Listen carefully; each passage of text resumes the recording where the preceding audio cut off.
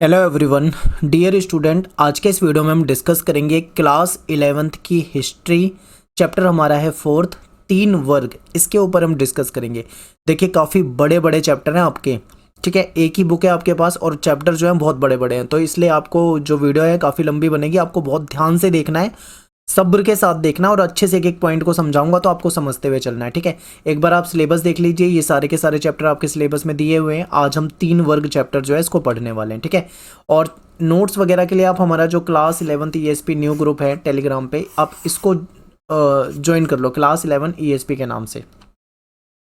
आपको कुछ डाउट हो, कुछ पूछना हो तो आप मुझे डायरेक्ट मैसेज कर सकते हैं। एकलव्य स्टडी पॉइंट, ये मेरा यूज़र नेम है इंस्टाग्राम पे, ठीक है। जब भी मुझे टाइम मिलेगा मैं आपको रिप्लाई ज़रूर करूँगा। तो चलिए स्टार्ट करते हैं वीडियो को। सबसे पहले बात करते हैं 3 वर्ग, क्योंकि ये चैप्टर ही 3 वर्ग पे है। तो आपके दिमाग में ये क्वेश्चन आएगा कि ये 3 वर्ग जो हैं ये कौन कौन से हैं, ठीक है। तो देखिए, सबसे पहले नंबर पे जो आता है वो आता है पादरी। पादरी कौन थे? ये ईसाई धर्मगुरु के रूप में आप इसे देख सकते हो, ठीक है। और ये धर्मगुरु मान लीजिए आप इन्हें, और ये प्रथम वर्ग में आते हैं, ठीक है। पहला वर्ग था। सेकंड जो वर्ग है, दूसरा वर्ग जो है वो है आपका जो अभिजात वर्ग होता है, जो कुलीन वर्ग होता है, ठीक है। जिनके पास बहुत सारी ज़मीनें होती है, जिनके पास बहुत पैसा होता है, धन होता है, इनके पास संपत्ति, सेना, ठीक है, बहुत सारे अधिकार होते हैं, ये अभिजात कहलाते हैं। यानी कि जो सेकंड वर्ग था ये आपका अभिजात वर्ग है। थर्ड पे कौन आते हैं? थर्ड पे आते हैं आपके कृषक हो गए, मजदूर हो गए, ठीक है, किसान हो गए। और इन्हीं में ये किसान जो थे ये सैनिक भी थे कुछ। आगे कैसे ये सैनिक बने, क्या था, टेम्परेरी था, सब कुछ आपको डिटेल में बताने वाला हूँ, ठीक है। तो आपको पता होना चाहिए 3 वर्ग जो है, पादरी, अभिजात और कृषक। इसके बारे में हमें पूरे चैप्टर में पढ़ना है, ठीक है। अब थोड़ा सा इंट्रोडक्शन देखते हैं ताकि आपको समझ में आए कि इस चैप्टर में हम क्या क्या डिटेल में कैसे कैसे पढ़ेंगे। तो देखिए, जो 3 वर्ग अध्याय है ना, ये जो हमारा चैप्टर है, इसमें हम क्या देखेंगे कि हम 9वीं और 16वीं सदी के बीच में जो पश्चिमी यूरोप में होने वाले जो सामाजिक, आर्थिक और राजनीतिक परिवर्तन थे उसके बारे में देखेंगे। यानी कि 9वीं से 16वीं सदी के बीच में जो पश्चिमी यूरोप में जो सामाजिक, आर्थिक और राजनीतिक क्षेत्र में जो भी परिवर्तन हुए थे उसके बारे में इस चैप्टर में आपको डिटेल में बताया हुआ है। ये तो हो गया इसका इंट्रोडक्शन। और देखते हैं, देखिए, रोमन साम्राज्य वाला चैप्टर आपने पढ़ा था। मैंने आपको बताया था कि रोमन साम्राज्य एक बड़ा साम्राज्य था और बहुत बड़े क्षेत्रों में फैला हुआ था और काफ़ी ताकतवर साम्राज्य था, ठीक है। लेकिन जब रोमन साम्राज्य का पतन हो गया, यानी जब रोमन साम्राज्य खत्म हो जाता है, उसके बाद पूर्वी और मध्य यूरोप के अनेक जर्मन मूल के समूह, यानी कि जब जैसे ही रोमन साम्राज्य खत्म होता है तो पूर्वी और मध्य यूरोप के जो जर्मन मूल के, यानी जो जर्मन नस्ल के जो लोग थे, जो ग्रुप थे, इन्होंने क्या करा, इटली में कब्जा कर लिया। इटली के क्षेत्रों में जाके, स्पेन के क्षेत्रों में जाके कब्जा कर लिया, फ्रांस के क्षेत्रों पे जाके कब्जा कर लिया और अपने अधिकार में ले लिया, ठीक है। यानी कि इन्होंने क्या किया, जो जर्मन मूल के लोग थे इन्होंने इटली, स्पेन और फ्रांस के क्षेत्रों पे अपना अधिकार जमा लिया। इस समय कोई भी मजबूत संगठित राजनीतिक बल नहीं था। कहने का मतलब है कि आपको पता होगा रोमन साम्राज्य के समय में एक बहुत मजबूत राजनीतिक बल था। यानी एक रोमन साम्राज्य अपने आप में बहुत ताकतवर था, ये हमने पढ़ा हुआ, ठीक है। लेकिन जैसे ही रोमन साम्राज्य खत्म होता है तो कोई भी इकलौती ऐसी ताकत, ऐसा शासक नहीं था जो बहुत ताकतवर हो और बहुत बेहतरीन व्यवस्था चला पा रहा हो। ऐसा कोई बचा ही नहीं। तो ऐसे में क्या होता था, कोई मजबूत राजनीतिक बल था नहीं। तो ऐसे में क्या हुआ कि यहाँ पे नॉर्मली युद्ध होते रहते थे। थोड़े दिन में कभी कोई युद्ध हो गया, फिर कोई युद्ध हो गया, तो आए दिन यहाँ पे युद्ध चलते रहते थे छोटे मोटे। तो ऐसे में जब युद्ध चलते रहते थे तो क्या होता था, ऐसे में लोगों की जो ज़मीन है उसको कहीं ना कहीं नुकसान था। क्योंकि युद्ध जो होता है इसमें क्या होता है, ज़मीन को जीत लेते हैं, वहाँ पे अपना अधिकार कर लेते हैं, यानी उनकी ज़मीन जो है उनके हाथ से चली जाती है। तो ऐसे में क्या था कि अपनी ज़मीन की रक्षा के लिए संसाधन जुटाना सबसे ज़रूरी हो गया था, क्योंकि सबसे इम्पोर्टेंट था कि अपनी ज़मीन को बचाना है हमें। हमारे पास हथियार होने चाहिए, सेना होनी चाहिए, या हमारे पास संगठन होना चाहिए, ताकि कोई अगर हम पे आक्रमण करे तो हम अपनी ज़मीन की रक्षा कर पाएँ, ठीक है। यानी कि ज़मीन की रक्षा के लिए संसाधन जुटाना जो था वो महत्वपूर्ण हो गया था। और इस तरह सामाजिक ढांचे का जो केंद्र बिंदु है वो है भूमि पर नियंत्रण, यानी कि जमीन पर नियंत्रण, ठीक है। तो सारा खेल किस चीज़ का है? भूमि पे नियंत्रण। भूमि पे जिसका नियंत्रण है वो ताकतवर है। और ऐसा ही यहाँ पे आए दिन युद्ध होते रहते थे, तो ऐसे में भूमि को बचाना बहुत ज़रूरी था। तो ये हम पढ़ रहे हैं इस चैप्टर का इंट्रोडक्शन, बेसिक सा इंट्रोडक्शन है, ठीक है। अब यहाँ पे देखिए, एक चीज़ आपको बताई गई है कि 3 वर्ग चैप्टर में हम क्या देखेंगे, जो पश्चिमी यूरोप है यहाँ पे सामाजिक, आर्थिक और राजनीतिक परिवर्तन को देखेंगे, ठीक है। तो आपको मैप के अंदर पता होना चाहिए कि यूरोप कहाँ पर है और पश्चिमी यूरोप कौन सा होगा। तो देखिए, मैं आपको हाईलाइट कर देता हूँ। ये पूरा का पूरा आप देख रहे हो, ये यूरोप है, ठीक है, ये यूरोप हो जाता है। अब ये जो इधर वाला हिस्सा है, ठीक है। देखो ये जो इधर वाला हिस्सा है ये हो जाता है पश्चिमी यूरोप, तो जो देश इस हिस्से में आ जाते हैं वो पश्चिमी यूरोप में आ जाते हैं, ठीक है। नीचे की साइड आओगे तो अफ्रीका मिलेगा आपको, इधर की साइड आओगे तो आपको एशिया मिल जाएगा। तो इस तरीके से मैंने वर्ल्ड मैप को बीच में से काट के आपको दिखाया, ठीक है। अगर आप पूरे मैप को देखोगे तो फिर आपको इधर की side north America, south America भी दिख जाएगा। तो आई होप आपको ये समझ में आया होगा। आगे देखते हैं और थोड़ा सा समझते हैं इंट्रोडक्शन, ताकि आपको अच्छे से समझ में आए, फिर आपको एक एक पॉइंट अच्छे से डिटेल में बताऊंगा। देखिए, चौथी सदी से रोमन साम्राज्य का राजनीतिक धर्म जो था वो ईसाई धर्म था। हमने पहले ही पढ़ा हुआ है, उस वाले रोमन साम्राज्य वाले चैप्टर में आपने पढ़ा था कि ईसाई धर्म जो था इनका राजकीय धर्म होता था, ठीक है। और जब रोमन साम्राज्य का पतन हो जाता है, यानी रोमन साम्राज्य खत्म हो गया, टूट गया, उसके बाद भी जो धर्म है ना ईसाई धर्म, ये बचा रहा, ठीक है। और ये जो ईसाई धर्म है ये धीरे धीरे मध्य और उत्तरी यूरोप में भी फैल गया। चर्च जो है ये यूरोप में एक मुख्य भूमि धारक और राजनीतिक शक्ति बन गया। जो इनकी चर्च होती है ना क्रिश्चियन की, ये जो ईसाई होते थे, चर्च बहुत ताकतवर संस्था थी, आप ऐसा मानिए इसे, क्योंकि चर्च के पास बहुत ज़्यादा भूमि होती थी। यानी कि चर्च एक भूमि धारक है। भूमि धारक का मतलब है जिसके पास बहुत बड़ी बड़ी बहुत सारी ज़मीनें हैं, ठीक है। यानी चर्च जो था एक मुख्य, आप इसे मान सकते हो, क्योंकि इसके पास बहुत सारी ज़मीनें हैं और ये राजनीतिक शक्ति भी बन चुका था, ठीक है। चर्च की बात को भी मानना होता था लोगों को, तो ये आपको यहाँ पे क्लियर होना चाहिए। आगे देखिए, इस अध्याय का जो केंद्र बिंदु है, यानी जिस चीज़ पे हम फोकस करेंगे वो है 3 वर्ग। 3 वर्ग का मतलब है 3 सामाजिक श्रेणियां, ठीक है। समाज जो था वो 3 श्रेणियों में बटा हुआ था। पहले नंबर पे कौन आते थे? जो पादरी होते थे, मैंने आपको स्टार्टिंग में बता दिया। सेकंड नंबर पे आते थे आपके भूमिधारक, अभिजात वर्ग। भूमिधारक मतलब जिसके पास बहुत सारी भूमि हो, यानी अभिजात वर्ग क्या होते थे? अमीर होते थे, इनके पास जमीनें होती थी, आप इनको जमींदार के रूप में भी देख सकते हो, ठीक है। थर्ड नंबर पे आते थे कृषक, यानी जो किसान हो जाते हैं, इसमें कुछ सेना वगैरह भी आ जाती थी, ठीक है। ये कृषक जो होते थे ये मजदूर भी हो गए, सैनिक भी बन जाते थे ये, तो ये थर्ड वर्ग हो जाता था। तो इस तरीके से आगे ना चौथा वर्ग भी है, जो कि मैं आपको चैप्टर के एंड में बताऊंगा, लेकिन पूरा चैप्टर इन 3 वर्गों के इर्द गिर्द घूमेगा। तो इन 3 वर्गों के बीच में जो बदलते हुए संबंध है वो कई सदियों तक यूरोप के इतिहास को गढ़ने का महत्वपूर्ण कारण थे। तो इसीलिए हम पूरे चैप्टर में इन 3 वर्गों को पढ़ने वाले हैं। ये तो था कंप्लीट इंट्रोडक्शन, ठीक है। अब शुरू करते हैं चैप्टर को और देखते हैं सामंतवाद, पहला टॉपिक। तो देखिए, सामंतवाद समझिए कि ये कहाँ से आया, कैसे आया। तो देखिए, सामंतवाद जो है ना, इसको फ्यूडलिज्म कहा जाता है, ठीक है। ये जो वर्ड है, ये जो शब्द है, ये जर्मन भाषा के फ्यूड से निकला है। अब ये फ्यूड जो है जर्मन भाषा का, इसका क्या मतलब होता है, ठीक है। तो फ्यूड का मतलब होता है जमीन का टुकड़ा, यानी कि एक भूमि का टुकड़ा, ठीक है। और फ्यूडलिज्म सामंतवाद हो जाता है, जो यानी जमीन से रिलेटेड है। कहीं ना कहीं आपके दिमाग में यही आ रहा होगा, तो बिल्कुल सही है, ठीक है। सामंतवाद भी कहीं ना कहीं जमीन से रिलेटेड है, लेकिन इसके आर्थिक, राजनैतिक, सामाजिक, विधिक हर तरह के इसके प्रभाव पड़े थे। तो इसलिए केवल जमीन से रिलेटेड या केवल आर्थिक प्रभाव मत समझना, बहुत डिटेल में इसके बारे में जानकारी लेंगे, ठीक है। देखते हैं, यह एक ऐसे समाज को इंगित करता है, यानी कि ये जो सामंतवाद है एक ऐसे समाज की ओर इशारा करता है जो मध्य फ्रांस और बाद में इंग्लैंड और फिर दक्षिणी इटली में विकसित हुआ। यानी कि एक ऐसा समाज जो कि फ्रांस के मध्य में, इंग्लैंड में और दक्षिणी इटली में विकसित हुआ था, ठीक है। ये सामंतवाद से रिलेटेड है। इतिहासकार जो हैं, जो भी इतिहासकार है, ये कहते हैं कि जो सामंतवाद है, ठीक है, ये जो शब्द है इसका प्रयोग मध्यकालीन यूरोप के जो आर्थिक, राजनीतिक, सामाजिक और विधिक संबंधों का वर्णन करने के लिए किया जाता है। जब भी सामंतवाद की बात आती है ना, तो सामंतवाद में राजनीतिक, आर्थिक, सामाजिक हर तरह के संबंधों की चर्चा हो जाती है, ठीक है, क्योंकि इसका जो प्रभाव था वो हर क्षेत्र में था।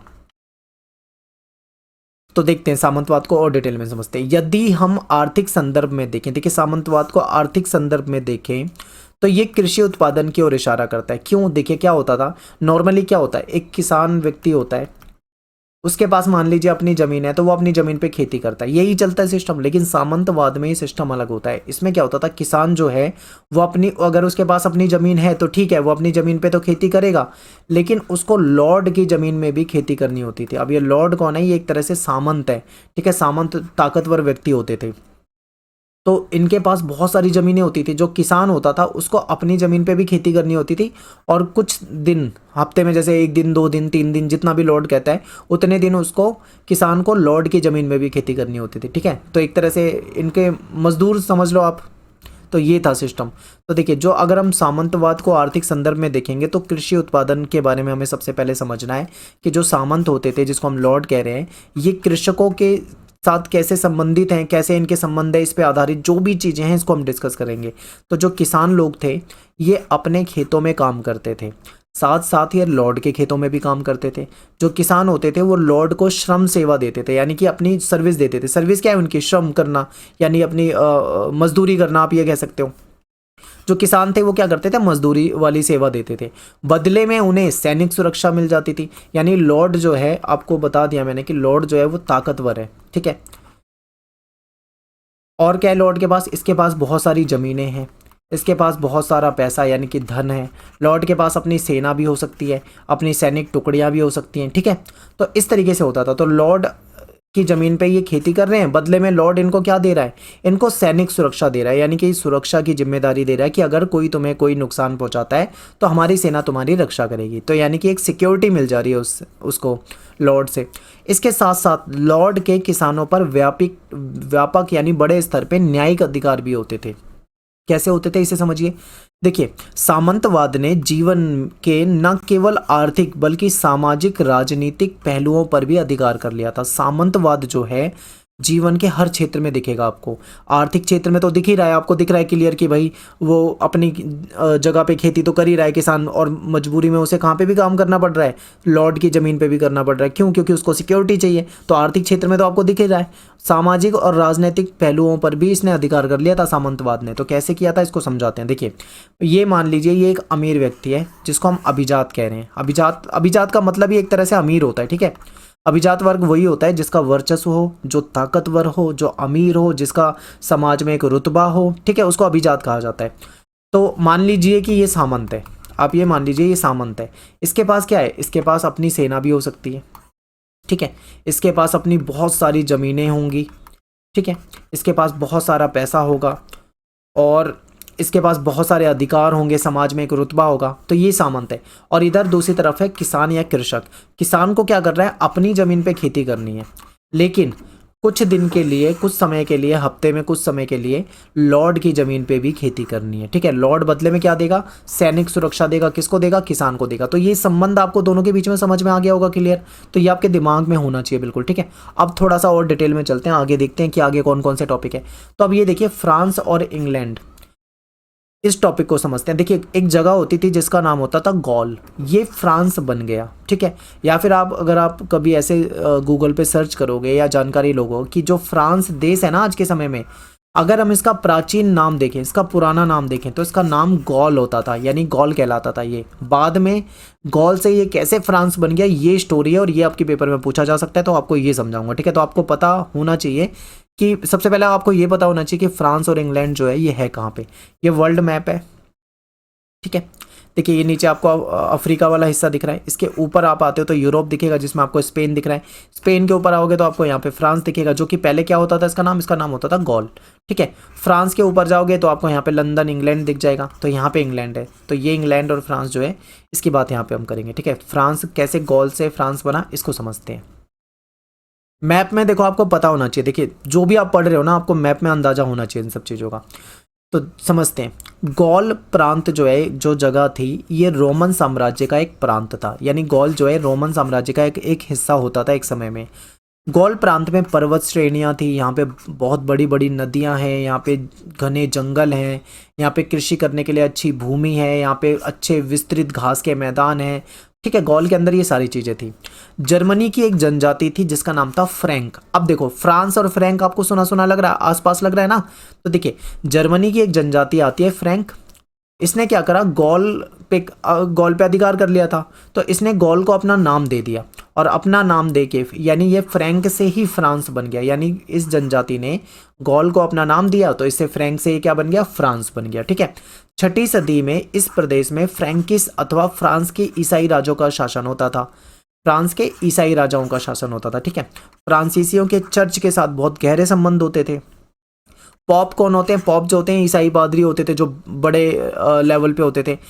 पॉप ने राजा शालमन को पवित्र रोमन साम्राज्य की उपाधि दी थी, और राजा शालमन ने क्या करा? पॉप को समर्थन दे दिया था अपना, जिससे इनके संबंध जो है ज़्यादा मजबूत हुए। तो ये थोड़ी सी स्टोरी आपको याद रखना है। अब सबसे पहले आपको क्लियर समझ में आ गया, गॉल प्रांत हुआ करता था, रोमन साम्राज्य का एक प्रांत होता था। यहाँ पे नदियाँ थी, पहाड़ पर्वत थे, पहाड़ थे, ठीक है, यहाँ पे वन थे, यहाँ पे कृषि करने के लिए भूमि थी। यहाँ पे एक जर्मनी की एक जनजाति फ्रैंक जो थी वो आ जाती है और इसको अपना नाम दे देती है, जिससे ये गॉल जो है ये फ्रांस बन जाता है। ये आपको क्लियर हो गया।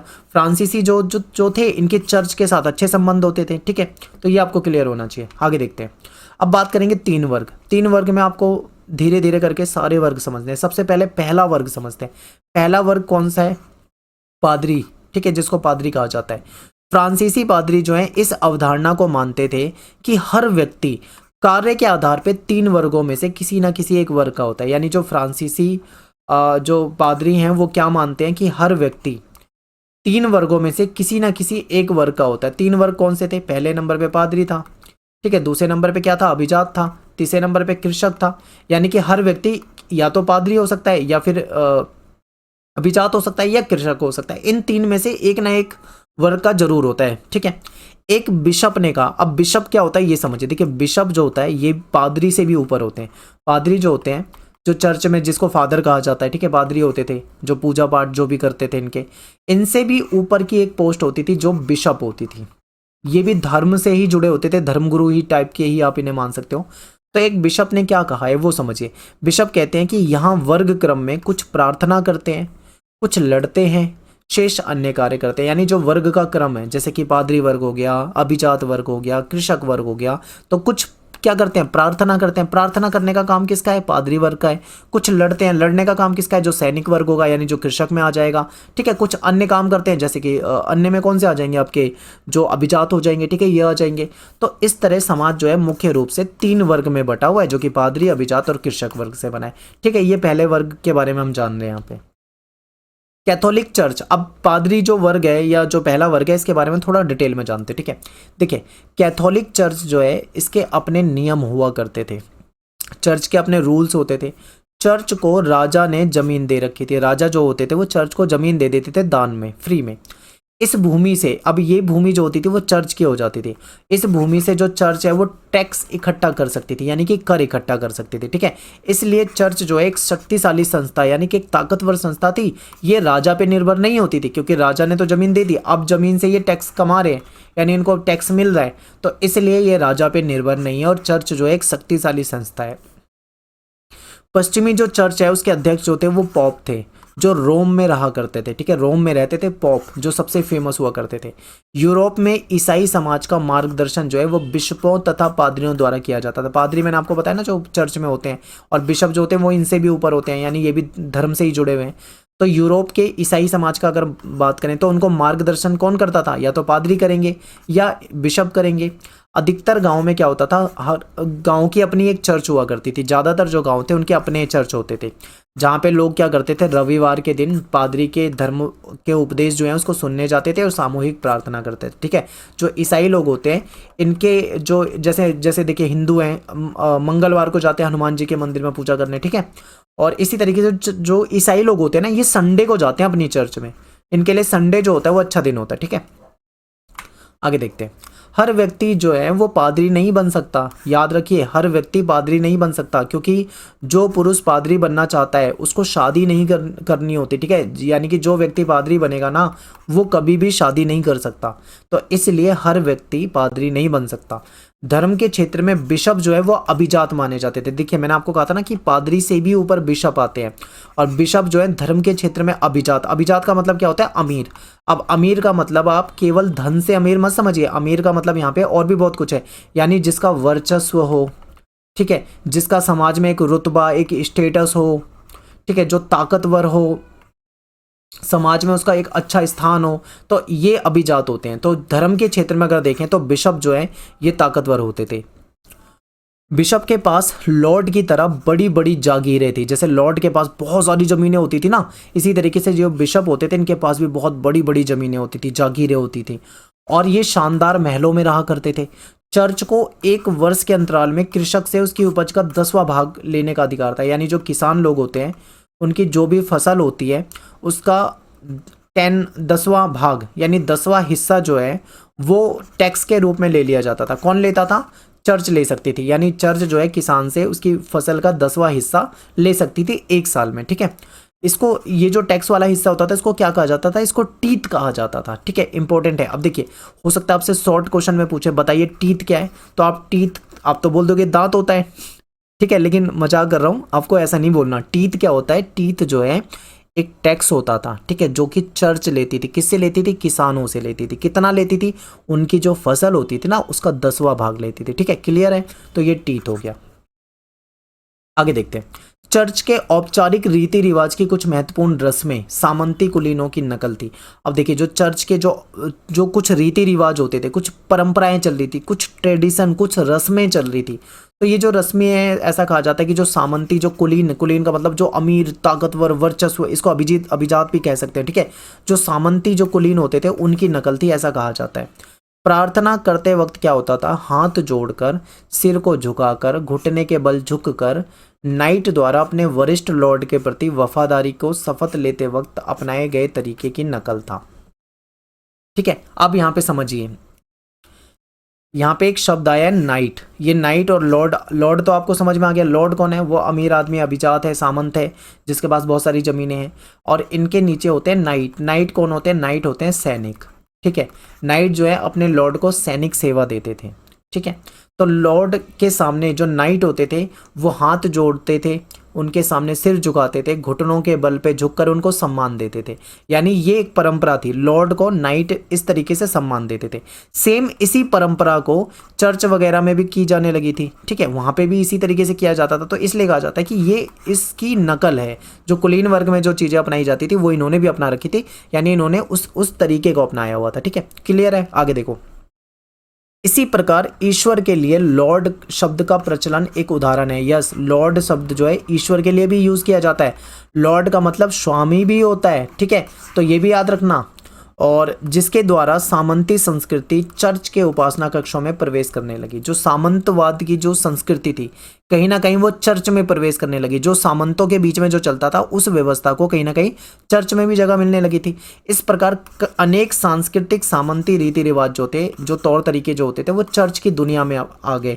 चर्च ने उसको अपना लिया। ठीक है, यानी कि जो सामंतों को, जो अमीरों के जो होते थे, जो भी उनकी रस्में होती थी, जो उनके रीति रिवाज होते थे, जो उनके साथ होता था, उसी चीज़ को कहीं ना कहीं चर्च में भी अपना लिया गया था, उसको शामिल कर लिया गया था। ठीक है, आगे देखते हैं।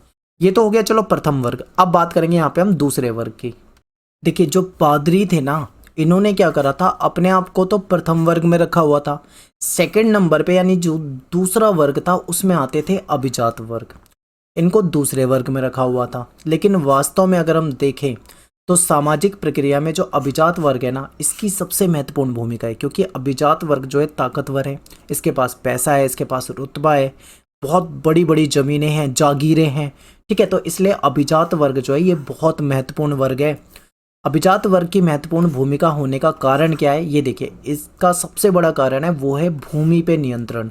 यानी कि मैंने आपको चैप्टर के स्टार्टिंग में बताया था कि भूमि पे नियंत्रण सबसे महत्वपूर्ण चीज़ थी। जिसका भूमि पे नियंत्रण है उसका सबसे ज़्यादा महत्व है। तो यहाँ पे यही था कि इनका भूमि पे नियंत्रण होता था, इनके पास बहुत बड़ी बड़ी ज़मीनें होती थी, इसलिए ये काफ़ी महत्वपूर्ण होते थे। ठीक है, और ये यहाँ पे एक प्रथा होती थी जिसका नाम था वैसलेज। ये नाम याद रखना, क्योंकि देखिए वर्ल्ड हिस्ट्री है, बहुत सारे नाम जो है आपको याद करने में दिक्कत होगी। ठीक है, तो वैसलेज नाम की एक प्रथा थी। इस प्रथा का विकास के कारण ही ये सब हो पाया था। फ्रांस के जो शासक होते थे ना, जो राजा, जो भी सत्ता में होते थे, फ्रांस के शासकों का लोगों से जुड़ाव जो था वो एक प्रथा के कारण था, जिसको वैसलेज कहा जाता है।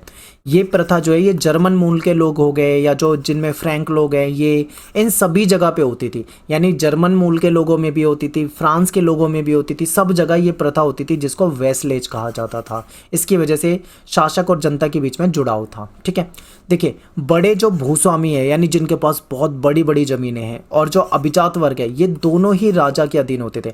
अब यहाँ पे आपको एक चीज़ समझनी है, एक क्रम समझना है। सबसे ऊपर यहाँ पे कौन हो गया, राजा हो गया। राजा से नीचे कौन हो गए, ठीक है, यहाँ पे आपका अभिजात वर्ग हो गया, जिसको आप लॉर्ड कह सकते हो, या आप इसको अभिजात कह सकते हो। ठीक है, आप इसको सामंत भी कह सकते हो। तो ये जो आते हैं, ये इनके नीचे हो जाते हैं। फिर इनसे नीचे कौन आ जाते थे, इनके नीचे हो जाते थे कृषक, यानी जो किसान वगैरह होते थे, ठीक है। तो ये क्रम था। सबसे ऊपर सबसे ज़्यादा वर्चस्व किसका है, राजा का। सेकंड नंबर पे अभिजात का, और थर्ड नंबर पे कौन हो जाते हैं, कृषक हो जाते हैं, ठीक है। तो ये ध्यान रखना है। तो देखिए, बड़े भूस्वामी और अभिजात वर्ग ये दोनों राजा के अधीन होते थे, जबकि कृषक जो है वो भूस्वामी के अधीन होते थे। अभिजात वर्ग जो है वो राजा को अपना स्वामी मान लेता था, ठीक है। अभिजात वर्ग राजा को क्या मानेगा, अपना स्वामी मानेगा, और उसके साथ वचनबद्ध होगा। और लॉर्ड जो है, लॉर्ड ये दासों की रक्षा करते थे, बदले में उन दास जो है उनके प्रति निष्ठावान रहते थे, यानी कि उनके प्रति वफादार रहते थे।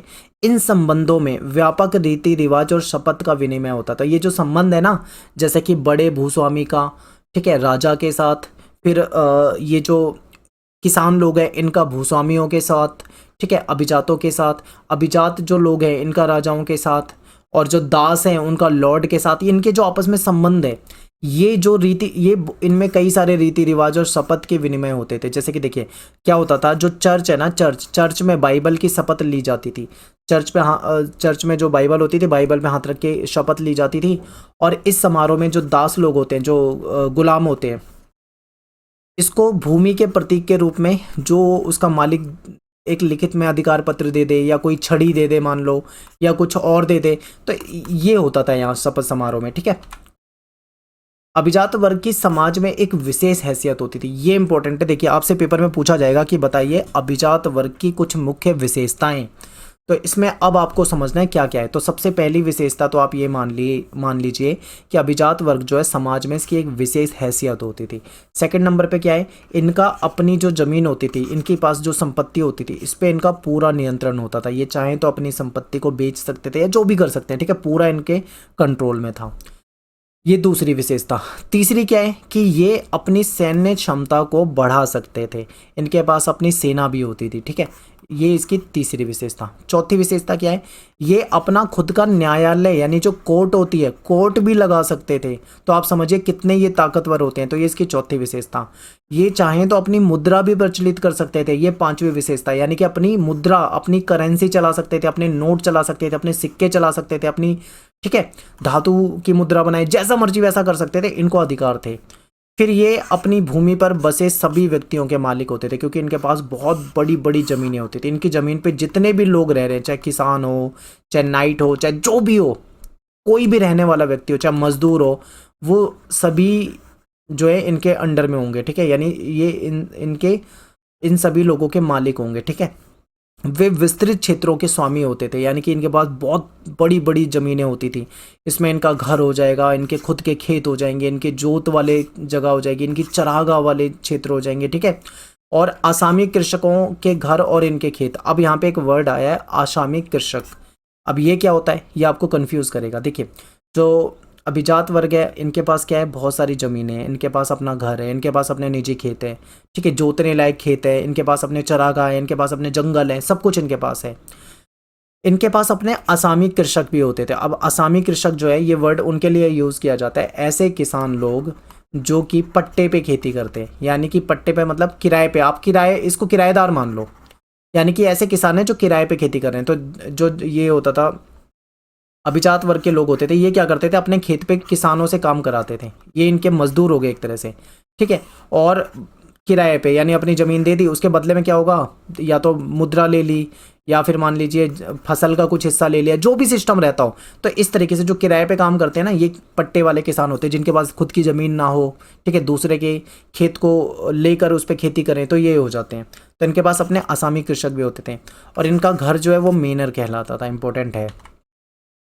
इनकी व्यक्तिगत भूमि जो है वो कृषकों के द्वारा जोती थी जाती थी, कि इनकी जो पर्सनल भूमि होती थी, बहुत बड़ी बड़ी ज़मीनें होती थी, खुद थोड़ी खेती करेंगे। जिसके पास इतनी ज़मीन होगी, इतना पैसा होगा, इतना रुतबा होगा, वो आपको पता है ऐसे काम तो करेगा ही नहीं वो, खेती वगैरह। हालांकि खेती काम बहुत अच्छा है, लेकिन फिर भी समाज में जब रुतबा हो जाता है ना, तो इस तरीके से ये काम करते नहीं है। तो ये अपनी जो ज़मीन होती थी इस पर खुद नहीं खेती करते थे, बल्कि कृषकों के द्वारा इनकी खेती होती थी। इनको जरूरत पड़ने पे युद्ध के समय में पैदल सैनिक के रूप में भी यूज़ कर लेते थे, ठीक है। मैंने आपको बताया था स्टार्टिंग में कि जो तीसरा वर्ग है ना, कृषक वर्ग, ये सेना के रूप में भी काम करते थे। मैंने आपको थोड़ी सी हिंट दी थी, अब मैं आपको समझाता हूँ। देखिए क्या था जो कृषक है इसका मेन काम क्या है, खेती करना। ये तो होता ही है, खेती तो ये करते ही है। खेती ये कहाँ पे करते हैं, ये तो अपनी ज़मीन पे भी खेती करते हैं और लॉर्ड की ज़मीन पे भी खेती करते हैं, ये तो था। लेकिन कभी कभी क्या होता है, मान लीजिए लॉर्ड को ज़रूरत है सेना में सैनिकों की, तो ये इन किसानों को, कृषकों को ये भी कह सकता है कि आओ हमारी सेना में शामिल हो जाओ। पैदल सैनिक में भी इसको शामिल कर लेते थे, पर ये प्रोफेशनल ट्रेंड सैनिक नहीं होते थे। ये आप टेम्परेरी मान लो, इनको यूज़ कर लेते थे जब ज़रूरत है तो। और साथ ही साथ अपने खेतों पर काम भी करते थे, यानी इनको उनके खेतों पे काम भी करना पड़ता था, कभी कभी उनके सैनिक भी बन जाना पड़ता था। तो ये होता था, ठीक है। अब बात करेंगे, नेक्स्ट टॉपिक है मेनर की जागीर। तो देखते हैं इसे। देखिए लॉर्ड जो है ना, उसके पास मेनर भवन होता था, जो काफ़ी बड़े बड़े भवन होते थे, ठीक है। ये गाँव पे नियंत्रण करता था, क्योंकि आपको पता है लॉर्ड जो है उसके पास बहुत सारी ज़मीनें हैं, बहुत रुतबा है उसका, तो इसके नियंत्रण भी होते थे गाँव पे। कई लॉर्ड तो अनेकों गांव के मालिक होते थे, यानी कई कई गांवों के मालिक होते थे, कई सारे लॉर्ड। किसी छोटे मेनर की जागीर में दर्जन भर, या फिर बड़ी जागीर है तो मान लो 50 से 60 परिवार हो सकते हैं, इतने इतने लोग रहा करते थे इनकी जागीरों में। रोजाना के उपभोग का जो मतलब जो डेली यूज़ का सामान होता है, चाहे वो खाने का सामान हो या फिर कपड़े हों, या जो भी मतलब जो हमें डेली लाइफ में यूज़ करने की चीज़ें चाहिए होती हैं, ये सारी की सारी वस्तुएं जो है जागीर में मिल जाती थी, ठीक है। जागीर में आराम से मिलती थी, अवेलेबल होती थी। अनाज खेतों में उगाए जाते थे। लोहार और बढ़ई जो है वो लॉर्ड के औजारों की देखभाल करते थे और इनके हथियारों की मरम्मत करते थे। राजमिस्त्री जो होते थे, राजमिस्त्री का काम क्या होता है, घर बनाना, इमारत बनाना, तो ये इमारत को देखभाल करते थे, उसको बनाने का काम करते थे। जो लेडीज़ होती थी, लेडीज़ क्या करती थी, वस्त्र वगैरह बनाती थी, ठीक है। बच्चे जो थे वो लॉर्ड की मदिरा संपीडक में काम करते थे। अब जो लॉर्ड है, इनकी एक शराब बनाने की एक जगह भी होती थी जहाँ पे शराब वगैरह बनाई जाती थी, ठीक है, मदिरा संपीडक। वहाँ पे भी ये काम करा करते थे बच्चे जो होते थे। जागीरों में बड़े और घने जंगल भी होते थे। लॉर्ड क्या करते थे, यहाँ पे जाके शिकार भी किया करते थे। यहाँ पे चरागाह भी होते थे। चरागाह में क्या काम करते हैं, पशुओं को चराया जाता है, जो इनके पशु हो गए या इनके जो घोड़े हो गए वो चरा करते थे यहाँ पे। यहाँ पे एक चर्च होती थी और सुरक्षा के लिए दुर्ग होता था। दुर्ग का मतलब है किला, यानी ऊंचा सा ऐसा किला जिसमें जहाँ से सुरक्षा की जा सके, जहाँ से नज़र रखी जा सके, ठीक है। तो ये दुर्ग भी होता था। 13वीं सदी के कुछ दुर्ग जो है वो बड़ा बनाया गया, यानी जब 13वीं सदी हो गई थी तो जो दुर्ग होते थे उनको धीरे धीरे और बड़ा बनाया जाने लगा था, और ये नाइट के परिवार का निवास स्थल बने। ये जो बड़े बड़े किले होते थे ना, जो दुर्ग होते थे, यहाँ पे नाइट रहा करते थे। नाइट क्या है, मैंने आपको स्टार्टिंग में बता दिया था कि ये सैनिक होते थे, ठीक है, ये सेना में शामिल होते थे। इंग्लैंड में जब नॉर्मन विजय हुआ है, यानी नॉर्मन जीतता है, तो उससे पहले दुर्गों की कोई जानकारी नहीं है। नॉर्मन की विजय से पहले की कोई भी दुर्ग की जानकारी नहीं मिलती है। इनका विकास ऐसा माना जाता है कि सामंत प्रथा के तहत राजनीतिक, प्रशासन और सैनिक शक्ति के केंद्र के रूप में हुआ, यानी जब सामंतवादी व्यवस्था आई उसके बाद दुर्ग की बनाए जाने लगे। मेनर जो है कभी भी आत्मनिर्भर नहीं होते थे। मेनर जो है, जो भवन होते थे, ये आत्मनिर्भर नहीं होते। क्यों? क्योंकि मेनर में जो भी चीज़ें हैं, जैसे नमक चाहिए, मान लो चक्की की पार्ट चाहिए, या कोई धातु का बर्तन चाहिए, ये सब बाहर से ही लाना पड़ता था। तो इसलिए मेनर जो थे वो आत्मनिर्भर नहीं थे। और लॉर्ड, ऐसे लॉर्ड जो कि विलासी जीवन बिताते हैं, ठीक है, विलासी जीवन का मतलब है लग्जरी लाइफ, यानी बहुत लग्जरी जिंदगी जीनी है। एक होती है सिंपल जिंदगी, जो साधारण सी जिंदगी जी रहे हैं, एक होती है लग्जरी जिसमें सारी सुख सुविधाएं चाहिए, ठीक है। तो जो लॉर्ड होते हैं ना, जो विलासी जीवन बिताना चाहते थे, वो महंगे साजो सामान या वाद्य यंत्र हो गया या आभूषण हो गए, ये खरीदना चाहते थे, जो कि इनको स्थानीय लेवल पे उपलब्ध नहीं थे, ठीक है, लोकल मतलब उनको मार्केट में नहीं मिलते थे। तो ऐसे में क्या करते थे, ये बाहर से मंगाते थे, दूर दूर से, एक जगह से दूसरी जगह पे, एक देश से दूसरे देश, ऐसे में मंगा सकते थे। तो ये होता था, ठीक है। अब बात करेंगे हम नाइट यानी कि सैनिकों की। देखिए यूरोप जो है, यूरोप में 9वीं सदी से ज़्यादातर आप देखोगे स्थानीय युद्ध होते रहते हैं, ठीक है। यहाँ पे स्थानीय युद्ध क्यों हो रहे थे कि यहाँ पे उस समय जब रोमन साम्राज्य का पतन हो जाता है, उसके बाद तो कोई मजबूत संस्था या कोई ताकतवर शासक था ही नहीं। तो उसके बाद से भी अगर हम देखें तो बार बार कहीं ना कहीं युद्ध होते रहते थे, छोटे मोटे। इन युद्ध के लिए कृषक सैनिक जो थे वो काफ़ी नहीं थे, क्योंकि जो किसान थे उनका मेन काम तो खेती करना होता था। उनको टेम्परेरी वो किसान सॉरी सेना के रूप में यूज़ कर लेते थे, लेकिन वो कुशल सैनिक नहीं थे, यानी कि स्किल्ड सैनिक नहीं थे। ऐसे में ज़रूरत किस चीज़ की थी, एक अच्छी सी सेना हो, जो कुशल अश्व सेना की ज़रूरत हो, यानी कि केवल जो ये पैदल सैनिक होते थे, किसान सैनिक होते थे, इनसे काम नहीं चलेगा, एक कुशल अश्व सेना की ज़रूरत थी। कुशल अश्वसेना की जरूरत ने ही एक नए वर्ग को बढ़ावा दिया। इसी वजह से, यानी कि जब जरूरत होती है तभी वर्ग की जरूरत पड़ती है। जब सेना की जरूरत हुई तभी एक नए वर्ग की जरूरत महसूस हुई जो कि नाइट्स कहलाते हैं, इसीलिए नाइट्स बनाए गए थे। ठीक है, वे लॉर्ड से उसी प्रकार संबंधित थे जिस प्रकार लॉर्ड राजा से संबंध था। तो अब फिर से वही समझिए, राजा सबसे ऊपर होता था, राजा के बाद कौन हो जाते थे, लॉर्ड हो जाते थे, जो कि सामंत या जमींदार वगैरह हो गए। और इनके नीचे कौन होते थे, कृषक। और इनके नीचे ही आप इन नाइट को मान लीजिए, नाइट जो है वो लॉर्ड से वैसे ही रिलेटेड हैं जैसे कि लॉर्ड राजा से, यानी ये इसके अधीन है तो ये इसके अधीन है, इस तरीके से। लॉर्ड ने नाइट को भूमि के एक भाग, ठीक है, दिया हुआ था और उसकी रक्षा का वचन दिया था। यानी लॉर्ड जो थे वो नाइट को एक भूमि का एक हिस्सा देते जिसको फीफ कहा जाता था।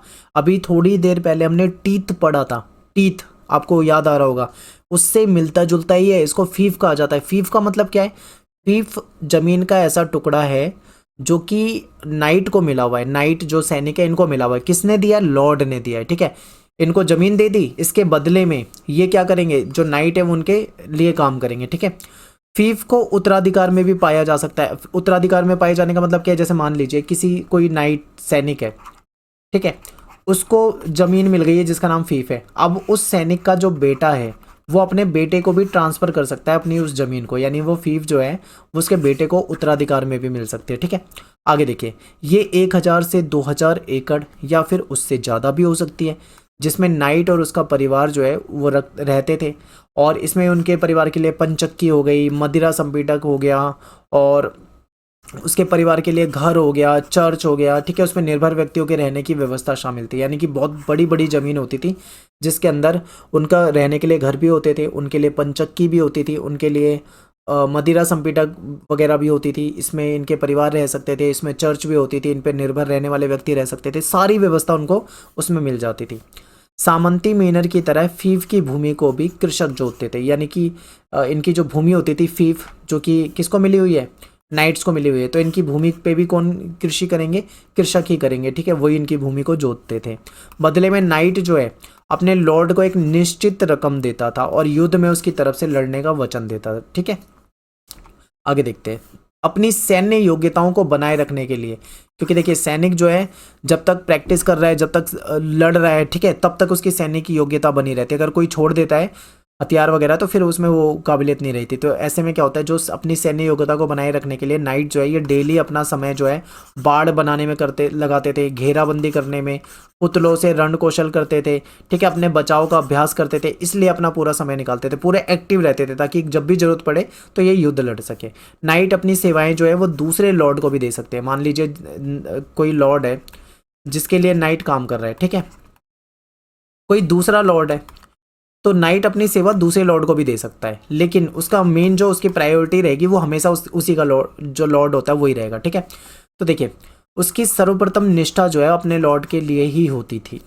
12वीं सदी से गायक जो थे वो फ्रांस के मेनरों में वीर राजा और नाइट्स की वीरता की कहानी जो होती थी उसको गाते थे। ठीक है, गीतों के रूप में घूमते रहते थे, सुनाते रहते थे, जो अंशतः ऐतिहासिक और अंशतः काल्पनिक होती थी। इसका मतलब क्या है, देखिए 12वीं सदी से क्या था, जो गायक होते थे, जो सिंगर वगैरह थे, वो फ्रांस के मेनरों में, मेनर क्या होते थे, फ्रांस में जो राजाओं वगैरह के जो बड़े बड़े घर होते थे वहाँ पे जाते थे और वीर राजाओं के बारे में, जो वीर सैनिक होते हैं, नाइट्स होते हैं, उनकी जो वीरता की कहानी होती थी उसको गीतों के रूप में गाया करते थे, लोगों को सुनाया करते थे, जो कि कभी कभी काल्पनिक भी होती थी, कभी कभी ऐतिहासिक भी होती थी, कुछ उसमें बढ़ा चढ़ा कर भी डाल दिया जाता था। ठीक है, ये चीज़ें होती थी।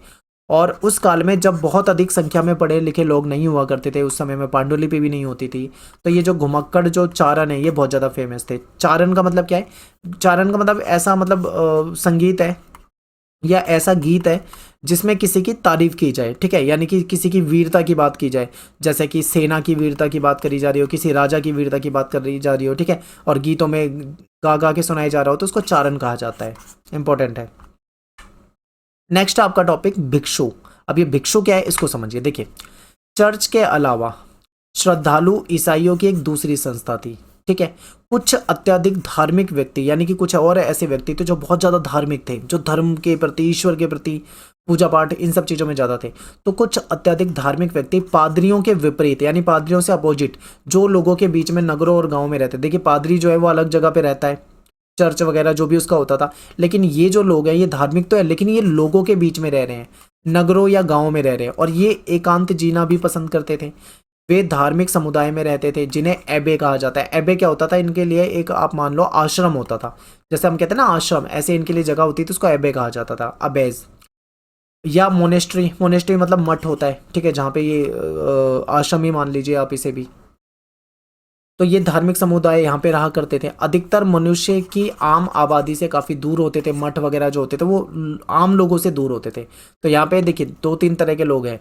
कुछ ऐसे लोग हैं जो कि गाँव में रह रहे हैं, नगरों में रह रहे हैं, लोगों के बीच में रह रहे हैं। तो कुछ ऐसे भी लोग हैं जो एकांत जिंदगी जीना पसंद करते हैं, ठीक है, जो एबे में रह रहे हैं या मोनेस्ट्री में रह रहे हैं, या जो बहुत ज़्यादा धार्मिक लोग हैं, जो आम आदमी की जो आबादी होती है उससे दूर जाकर रहते हैं। दो सबसे अधिक प्रसिद्ध जो मठ हैं, इसमें एक है 529 में इटली में जो स्थापित है, ये बहुत फेमस है। आप इसको गूगल पे सर्च करोगे तो आपको काफ़ी डिटेल मिलेगी, जिसको सेंट बेनेडिक्ट कहा जाता है, ठीक है। जो दूसरा था वो 910 में बरगंडी में बनाया हुआ था, ये क्लूनी नाम से जाना जाता है।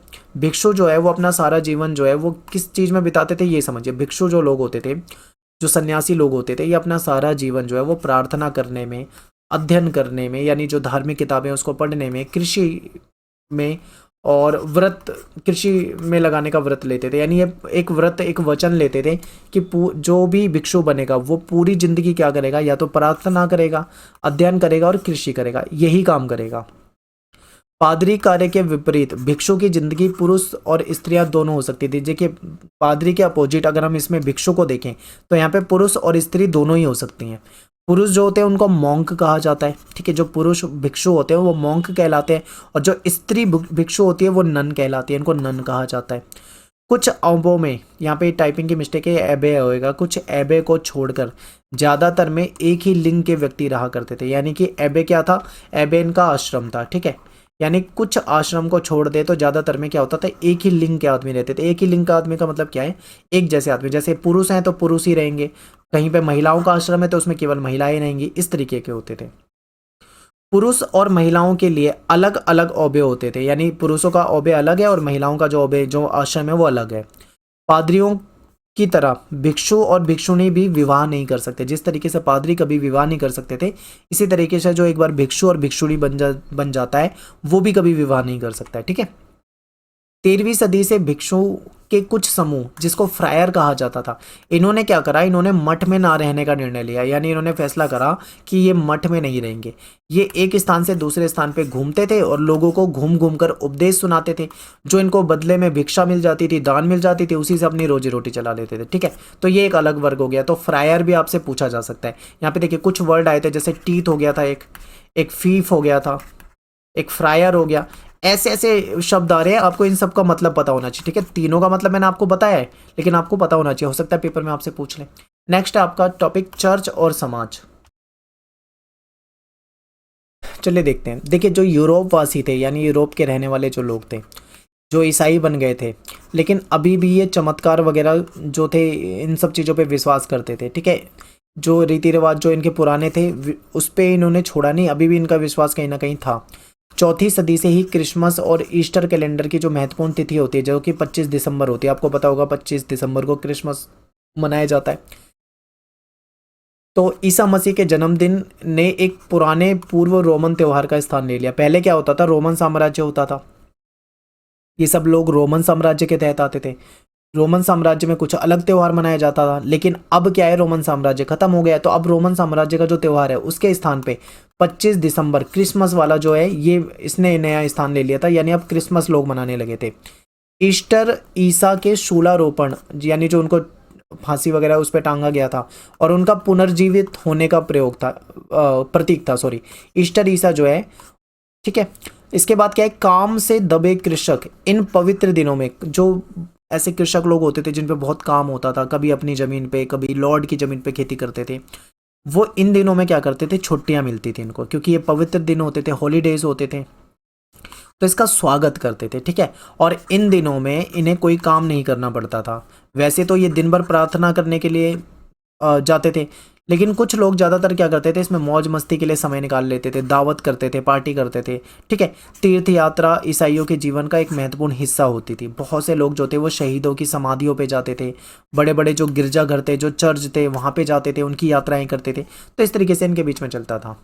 अगला आपका टॉपिक है तीसरा वर्ग। तीसरा वर्ग कौन था? किसान। किसान जो थे वो स्वतंत्र भी होते थे और बंधक भी होते थे। ठीक है।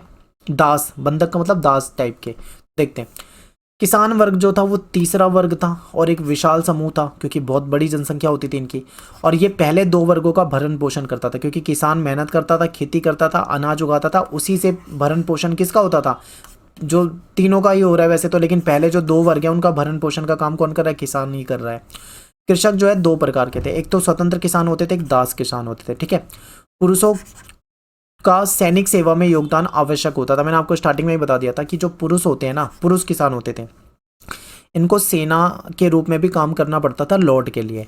और जो कि साल में कम से कम, जैसे 365 दिन होते हैं साल में, कम से कम 40 दिन तो थे इनके कि 365 में से 40 दिन तक तो इनको काम करना ही है सेना के रूप में। ठीक है, उनके लिए। और कृषकों के परिवारों को लॉर्ड की जागीरों पर जाकर काम करने के लिए सप्ताह में तीन या उससे अधिक दिन निश्चित करने पड़ते थे। यानी कि लॉर्ड की जो जागीर होती थी वहाँ पे जाना पड़ता था इनको, किसानों को, इनके परिवारों को, और वहाँ पे जाके 3 से 4 दिन हफ्ते में काम करना जरूरी था। और इस श्रम से होने वाला उत्पादन, जिसे श्रम अधिशेष कहते थे, सीधे लॉर्ड के पास जाता था। जो भी मतलब फायदा होता था वो किसको होता था? लॉर्ड को होता था इसका। इसके अलावा उनसे अन्य श्रम कार्य भी करवाए जाते थे, जैसे कि गड्ढे खुदवाना, जलाने के लिए लकड़ी जो होती थी उसको इकट्ठा करवाना, बाड़ बनवाना। बाड़ मतलब जैसे कि बाउंड्री टाइप की बनाते हैं कहीं खेत वेत में। ठीक है। सड़कें व इमारतों की मरम्मत करने की उम्मीद की जाती थी इनसे, और इसके बदले में इनको कोई पैसा नहीं मिलता था, कोई मजदूरी नहीं दी जाती थी। खेतों में मदद करने के अलावा स्त्री जो थी वो बच्चों के अन्य कार्य भी उनको करने पड़ते थे, बच्चों को पालना वगैरह, उनकी देख रेख करना। ठीक है। और सूत काटना, कपड़ा बनाना, मोमबत्ती बनाना, लॉर्ड के उपयोग के लिए अंगूरों से रस निकाल के जो शराब होती है, मदिरा होती है, वो बनाना भी इनका काम होता था। इसके साथ ही एक प्रत्यक्ष कर, एक डायरेक्ट टैक्स भी होता था जिसको टैली कहा जाता था, जिसे राजा कृषकों पर कभी कभी लगाते थे। यानी राजा जो है किसानों पे कभी कभी टैक्स लगा देते थे, जो डायरेक्ट कर होता था, प्रत्यक्ष कर होता था, जिसको टैली कहा जाता है। ठीक है। ये जो कर है ना, ये केवल कृषक पे होता था, यानी तीसरे वर्ग पे होता था। प्रथम वर्ग पादरी पे ये कभी भी नहीं लगता था। सेकंड वर्ग जो अभी जाता है इस पे भी ये कर नहीं लगता था। टैली जो है वो किसके लिए? केवल और केवल किसान के लिए, जो कि राजा लगा सकता है कभी कभी। ठीक है। तो ये हो जाएगा। आगे देखिए, कृषि दास। अब बात करते हैं, अभी तक तो हम स्वतंत्र किसान वगैरह इसकी बात करते हैं, कृषि दास के बारे में देखो। ये अपने गुजारे के लिए लॉर्ड की भूमि पे खेती करते थे, इसलिए इनकी अधिकतर जो उपज होती थी वो लॉर्ड को ही मिलती थी। वे जो भूखंड होते थे, जो जमीन के टुकड़े होते थे, उस पर कृषि करते थे। और केवल ये कौन सी भूमि पे कृषि करते थे? जो केवल लॉर्ड की हो, यानी केवल लॉर्ड की जो भूमि है उसी पे खेती करेंगे, उसके अलावा कहीं खेती नहीं करेंगे। इसके लिए इन्हें कोई मजदूरी नहीं मिलती थी। ये लॉर्ड की आज्ञा के बिना जागीर को छोड़ भी नहीं सकते थे। कृषिदास, जिसको सर्फ कहा जाता था, ये केवल अपने लॉर्ड की चक्की में ही आटा पीस सकते थे, उनकी तंदूर में ही रोटी बना सकते थे। ठीक है। उनकी जो मदिरा संपीड़क होती है, जहाँ पे शराब बनाई जाती है, बियर बनाई जाती है, वहाँ पे एक बना सकते थे। और लॉर्ड जो है ये तय करता था कि कृषि दास को किसके साथ विवाह करना है। आप ये समझिए बिल्कुल दास है, एकदम मतलब गुलाम है। ठीक है। लॉर्ड तय करेगा कि इसको किससे शादी करनी है या किससे शादी नहीं करनी। ठीक है। अगर कोई कृषि दास अपनी पसंद से शादी करना चाहे तो अगर लॉर्ड उसको अनुमति देता है तो मिल जाती थी, वो कर सकता था। ठीक है। तो ये इंपॉर्टेंट था। इंग्लैंड के बारे में जानेंगे। देखिए, इंग्लैंड जो था ये पहले एंजिल लैंड के नाम से जाना जाता था। ये कैसे इंग्लैंड बना इसको समझते हैं। देखिए, जो सामंतवाद है इसका विकास जो है वो इंग्लैंड में 11वीं सदी में हुआ था। तो ये इंपॉर्टेंट है, ये याद रखना है कि सामंतवाद का विकास इंग्लैंड में कब हुआ था, तो आप कहोगे 11वीं सदी में।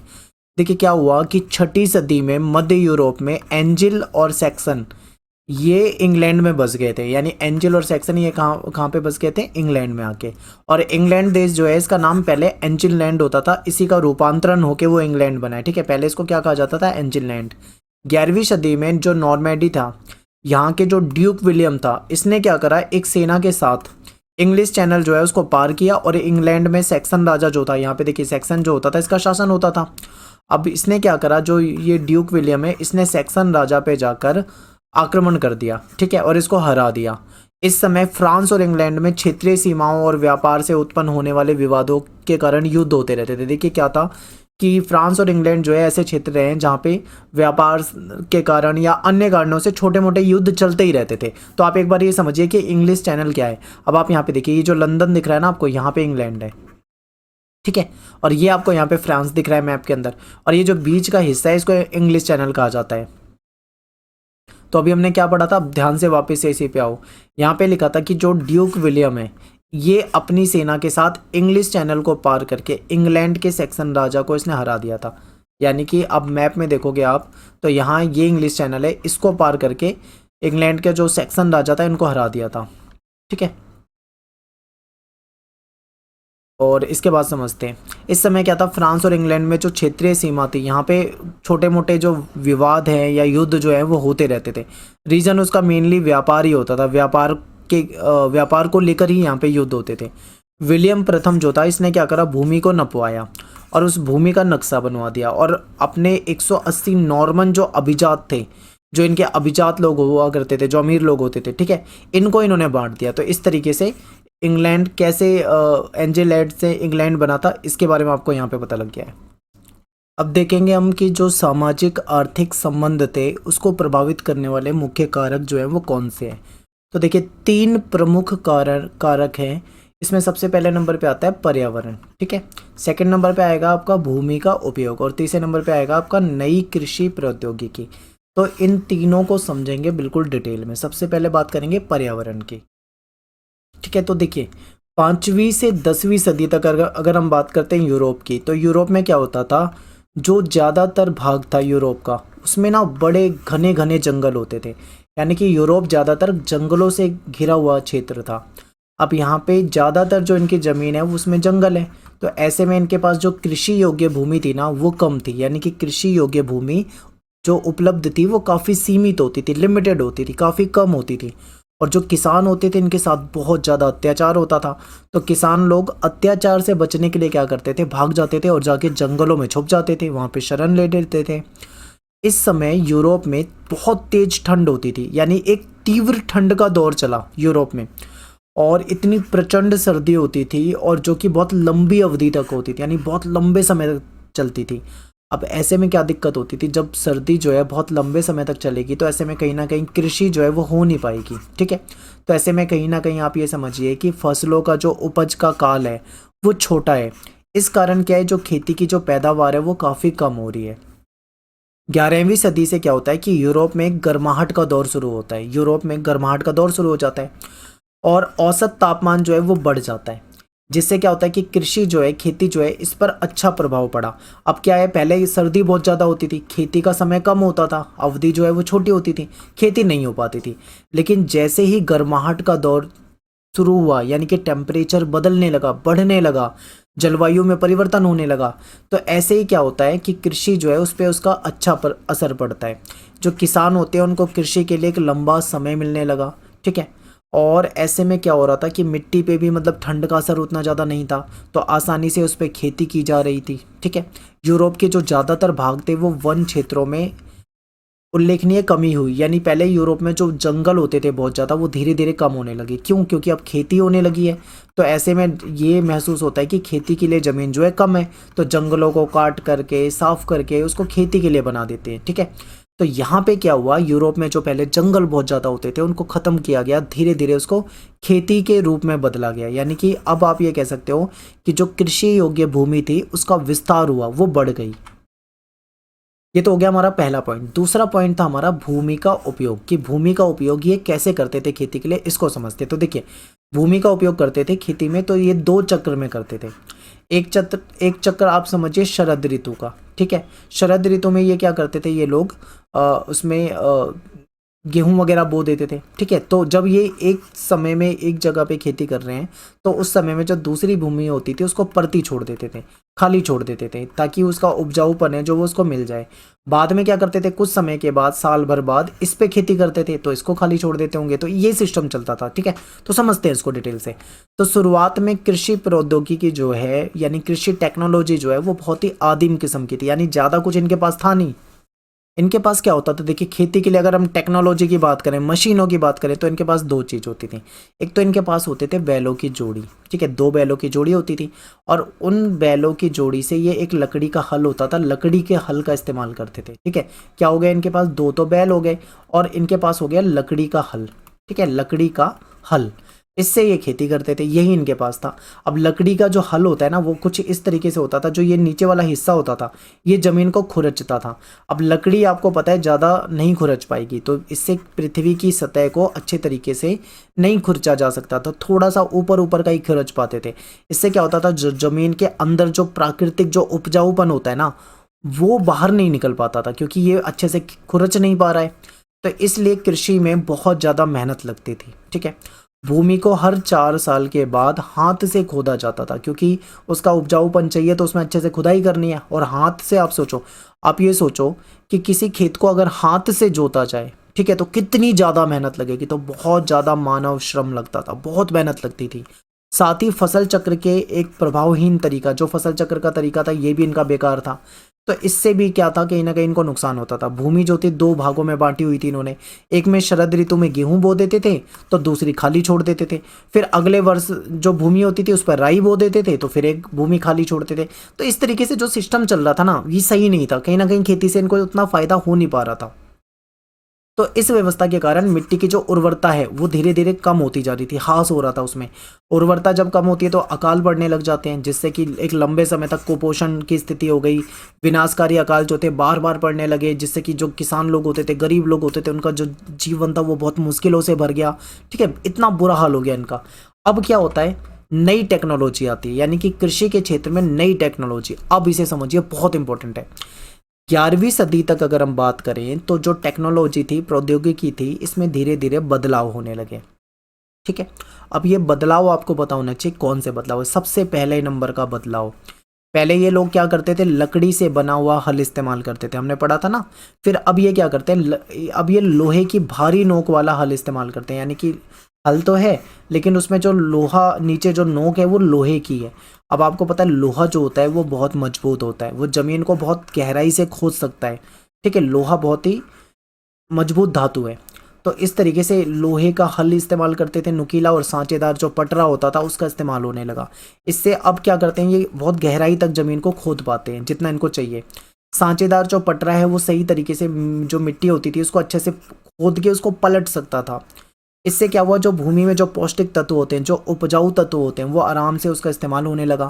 पहले पशुओं में क्या होता था, जो हल बांधते थे ना, हल बांधने का तरीका बदला गया। क्या बदला गया, पहले ये लोग गले में, जो पशु होते हैं उसके गले में बांधते थे, लेकिन अब इन्होंने गले में बांधने की जगह उसको कंधे पे बांधना शुरू करा। अब जब गले की जगह कंधे पे बांध रहे हैं ना, तो पशु में भी आराम से, मतलब वो ताकत के साथ अपना कार्य कर सकता है। फिर एक और बदलाव हुआ, देखो ये 2-3 बदलाव तो यहाँ हो गए। तीसरा बदलाव क्या है, जो घोड़े होते थे, घोड़े का जो पैर के नीचे जो खुर होते हैं, आपने देखा होगा, जो इस तरीके से खुर होता है, तो ये खुर जो है भागते भागते दौड़ते दौड़ते घिस जाते हैं। अब ये घिस जाते हैं तो इसका क्या करें, तो ऐसे में लोहे की जो नाल होती है ना, ये लगाई जाने लगी।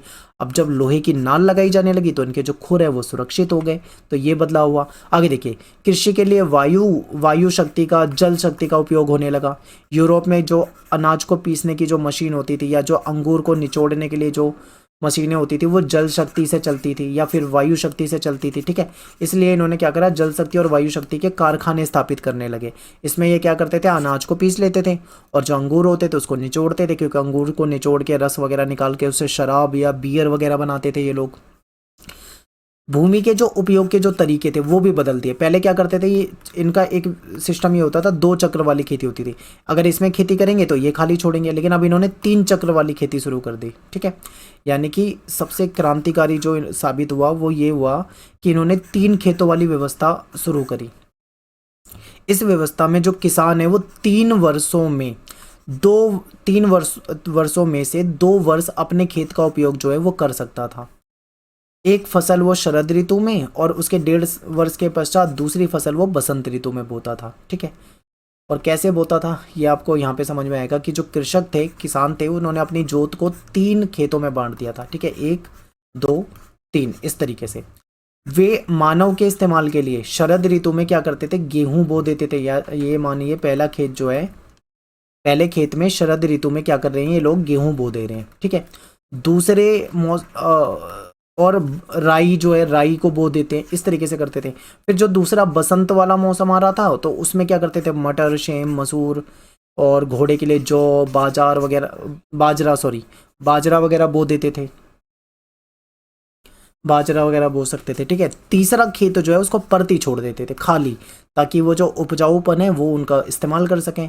तो प्रत्येक वर्ष वो तीनों खेतों का प्रयोग जो है बदल बदल के कर सकते थे। तो ये जो सुधार हुआ ना, इसके कारण इनको बहुत फ़ायदा हुआ, उत्पादन जो था वो बढ़ गया, भोजन की उपलब्धता जो थी वो भी दुगनी हो गई, मटर उगाने लगे, सेम उगाने लगे, ऐसे पौधे उगा रहे थे तो इनको क्या हुआ, इनको काफ़ी प्रोटीन मिलने लगा खाने में, और पशुओं के लिए इनको अच्छा चारा चारा भी मिलने लगा था। तो इस तरीके से जो नई टेक्नोलॉजी का इस्तेमाल हुआ तो इनकी खेती का उत्पादन जो है वो तेज़ी से बढ़ गया। अब किसान जो थे इनको बेहतर अवसर मिलने लगे, अब वो कम भूमि पे भी ज़्यादा भोजन उगाने लगे थे।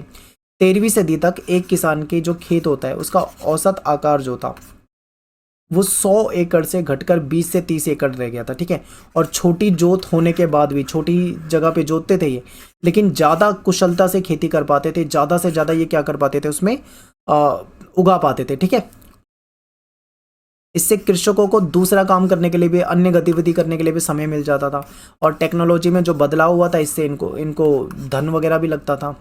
ठीक है, तो ये महत्वपूर्ण था आपके लिए। अब देखिए, कृषक जो होते हैं, जो किसान होते हैं, इनके पास पंचक्की या पवन चक्की स्थापित करने के लिए ना ज़्यादा पैसा नहीं होता था, क्योंकि इसमें लगता था ज़्यादा पैसा। इसलिए इस मामले में जो लॉर्ड है उन्होंने पहल करी, क्योंकि लॉर्ड के पास पैसा जो था वो ज़्यादा होता था। किसान खेती योग्य भूमि का विस्तार करने लग गए थे, खेती योग्य भूमि विस्तार कर रहे थे ये। इन्होंने फसल की 3 चक्रीय व्यवस्था को अपनाया था, मैंने आपको बताया था ना, इस तरीके से 3 चक्रीय। ठीक है, अलग अलग समय में एक को खाली छोड़ रहे हैं तो दो में खेती कर रहे हैं, फिर इनमें से एक को खाली छोड़ रहे हैं तो फिर दो में खेती कर रहे हैं, इस तरीके से। और ये लोहे का हल यूज़ करने लगे थे, लोहे की फाल वाला।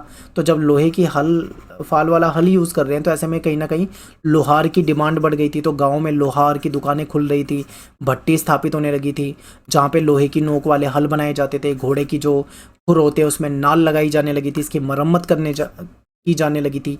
तो ये सारे काम होने लगे थे। ठीक है, तो यहाँ पे आपको क्लियर समझ में आया होगा, बहुत ही आसान था, ये आपको समझना है। नेक्स्ट है आपका चौथा वर्ग, यानी कि नए नगर और नगरवासी। वैसे तो ये चैप्टर जो है मेनली 3 वर्ग पे आधारित है। ठीक है, लेकिन एक चौथा वर्ग, नया वर्ग भी आ रहा था, इस चौथे वर्ग को भी आपको समझना है। देखिए, खेती जो थी, खेती में विस्तार हुआ। ठीक है, टेक्नोलॉजी अच्छी आ गई थी, खेती में विस्तार हो रहा था, अच्छी फसल उत्पादन हो रहा था। इससे क्या हुआ, जनसंख्या भी बढ़ी, व्यापार भी बढ़ा और नगरों का भी विस्तार हुआ। यूरोप की जो जनसंख्या थी वो काफ़ी तेज़ी से बढ़ रही थी। लोग जो थे उनको अच्छा खाने का आहार मिल रहा था। अच्छा आहार मिलने से क्या हो रहा था कि उनकी जो जीवन की जो अवधि है वो बढ़ गई थी। एग्जाम्पल आपके सामने दे रखा है, जैसे देखिए, 13वीं सदी तक एक औसत यूरोपीय जो है वो 8वीं सदी की तुलना में 10 वर्ष अधिक जीता था। यानी मान लीजिए 8वीं सदी में अगर कोई नॉर्मल व्यक्ति 70 की एज तक जी जाते थे, तो 13वीं सदी में आके कहीं ना कहीं वो आराम से 10 वर्ष ज़्यादा, यानी 80 वर्ष आराम से जी पा रहे थे। तो देखो, इनकी आयु प्रत्याशा जो है वो बढ़ चुकी थी। क्यों? क्योंकि अच्छा फसल उत्पादन हो रहा है, खाने पीने के लिए चीज़ें अच्छी मिल रही है, आहार बढ़िया मिल रहा है, इसलिए उनकी लाइफ जो है वो पहले से ठीक हो रही थी। पुरुषों की तुलना में स्त्री और बालिकाओं का जो जीवन अवधि थी वो छोटी थी। क्यों? क्योंकि देखिए, पुरुष जो थे उनको बेहतर भोजन मिलता था, वो बेहतर भोजन करते थे। रोमन साम्राज्य के पतन के बाद उसके जो नगर थे वो पूरी तरीके से उजाड़ हो गए थे, तबाह हो गए थे। लेकिन 11वीं सदी से जब कृषि का विस्तार हुआ ना, तो अचानक से आप देखोगे कि अधिक जनसंख्या का भार सहने में भी ये जो नगर थे ये सक्षम हो चुके थे एक तरह से। जिन किसानों के पास अपनी आवश्यकता से ज़्यादा खाद्यान्न होता था, यानी जितनी उनको ज़रूरत है उससे ज़्यादा अगर इनके पास अनाज है, तो ऐसे में फिर वो उन्हें क्या ज़रूरत महसूस हुई, उन्हें ज़रूरत महसूस हुई कि ये जो बचा हुआ अनाज है इसको कहीं ना कहीं हमें बेच देना चाहिए। ठीक है, यानी कि बिक्री केंद्र स्थापित कर सके, ऐसा मतलब इनको लगा। तो इनको ऐसी ज़रूरत महसूस हुई, कोई एक ऐसी मंडी होनी चाहिए जहाँ पे जाके अपने जो एडिशनल इनके पास अनाज है उसको बेच दें, और वहाँ से फिर अपने जो ज़रूरत के उपकरण हो गए या कपड़े हो गए या अन्य वस्तु हो गए उसको आराम से खरीद पाएँ। तो ऐसी इनको ज़रूरत लगी, और इसी ज़रूरत के कारण छोटे विपणन केंद्र का विकास हुआ। विपणन केंद्र क्या होता है? विपणन केंद्र को मंडी कहते हैं, यानी जहाँ पे अपना जो अनाज वगैरह है उसको बेच सकें। इसीलिए छोटे छोटे जो विपणन केंद्र थे, मंडियाँ थी, इनका विकास शुरू हुआ। जिनमें धीरे धीरे नगरों के लक्षण विकसित होने लगे, यानी कि नगरों में लोग बसे, यहाँ सुविधाएं मौजूद होती थी। देखिए फिर क्या हुआ, धीरे धीरे मतलब मंडी बसी, इसके बाद नगर वगैरह बसने लगे, लोग भी नगरों में आके बसने लगे, क्योंकि नगर जो होते हैं यहाँ पे क्या होता है, लोगों को जो सुविधाएं होती है वो ठीक ठाक मिल जाती हैं। और एक और अच्छी कहावत है, इसे समझिए, नगर की हवा स्वतंत्र बनाती है। ये बहुत ही फेमस कहावत है। अब इसका मतलब क्या हुआ, नगर की हवा स्वतंत्र बनाती है। इसका कहने का मतलब है ये है कि जो नगर होते हैं ना, यहाँ पे कहीं ना कहीं हमें आज़ादी मिलती है। ठीक है, हम अपने आप को आज़ाद फील करते हैं। तो स्वतंत्र होने की इच्छा रखने वाले जो लोग थे, जो ठीक है, जैसे कृषि दास हो गए, जो दास होते थे, जो कृषक होते थे, मजदूर होते थे, ये भागने लगे, भागकर ये नगरों में आने लगे, क्योंकि नगरों में क्या था, सबको आज़ादी थी। तो अपने लॉर्ड की नज़रों से एक वर्ष या एक दिन छिपे रहने में सफल रहने वाला कृषिदास एक स्वाधीन नागरिक बन जाता था।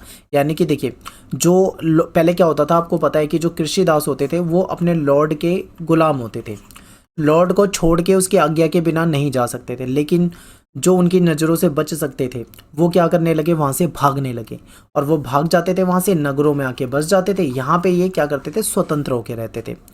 नगरों में रहने वाले अधिकतर व्यक्ति या तो स्वतंत्र किसान, ठीक है, कृषक, या भगोड़े कृषिदास थे, जो कार्य की दृष्टि से अकुशल श्रमिक होते थे, यानी अनस्किल्ड लेबर होती थी ये।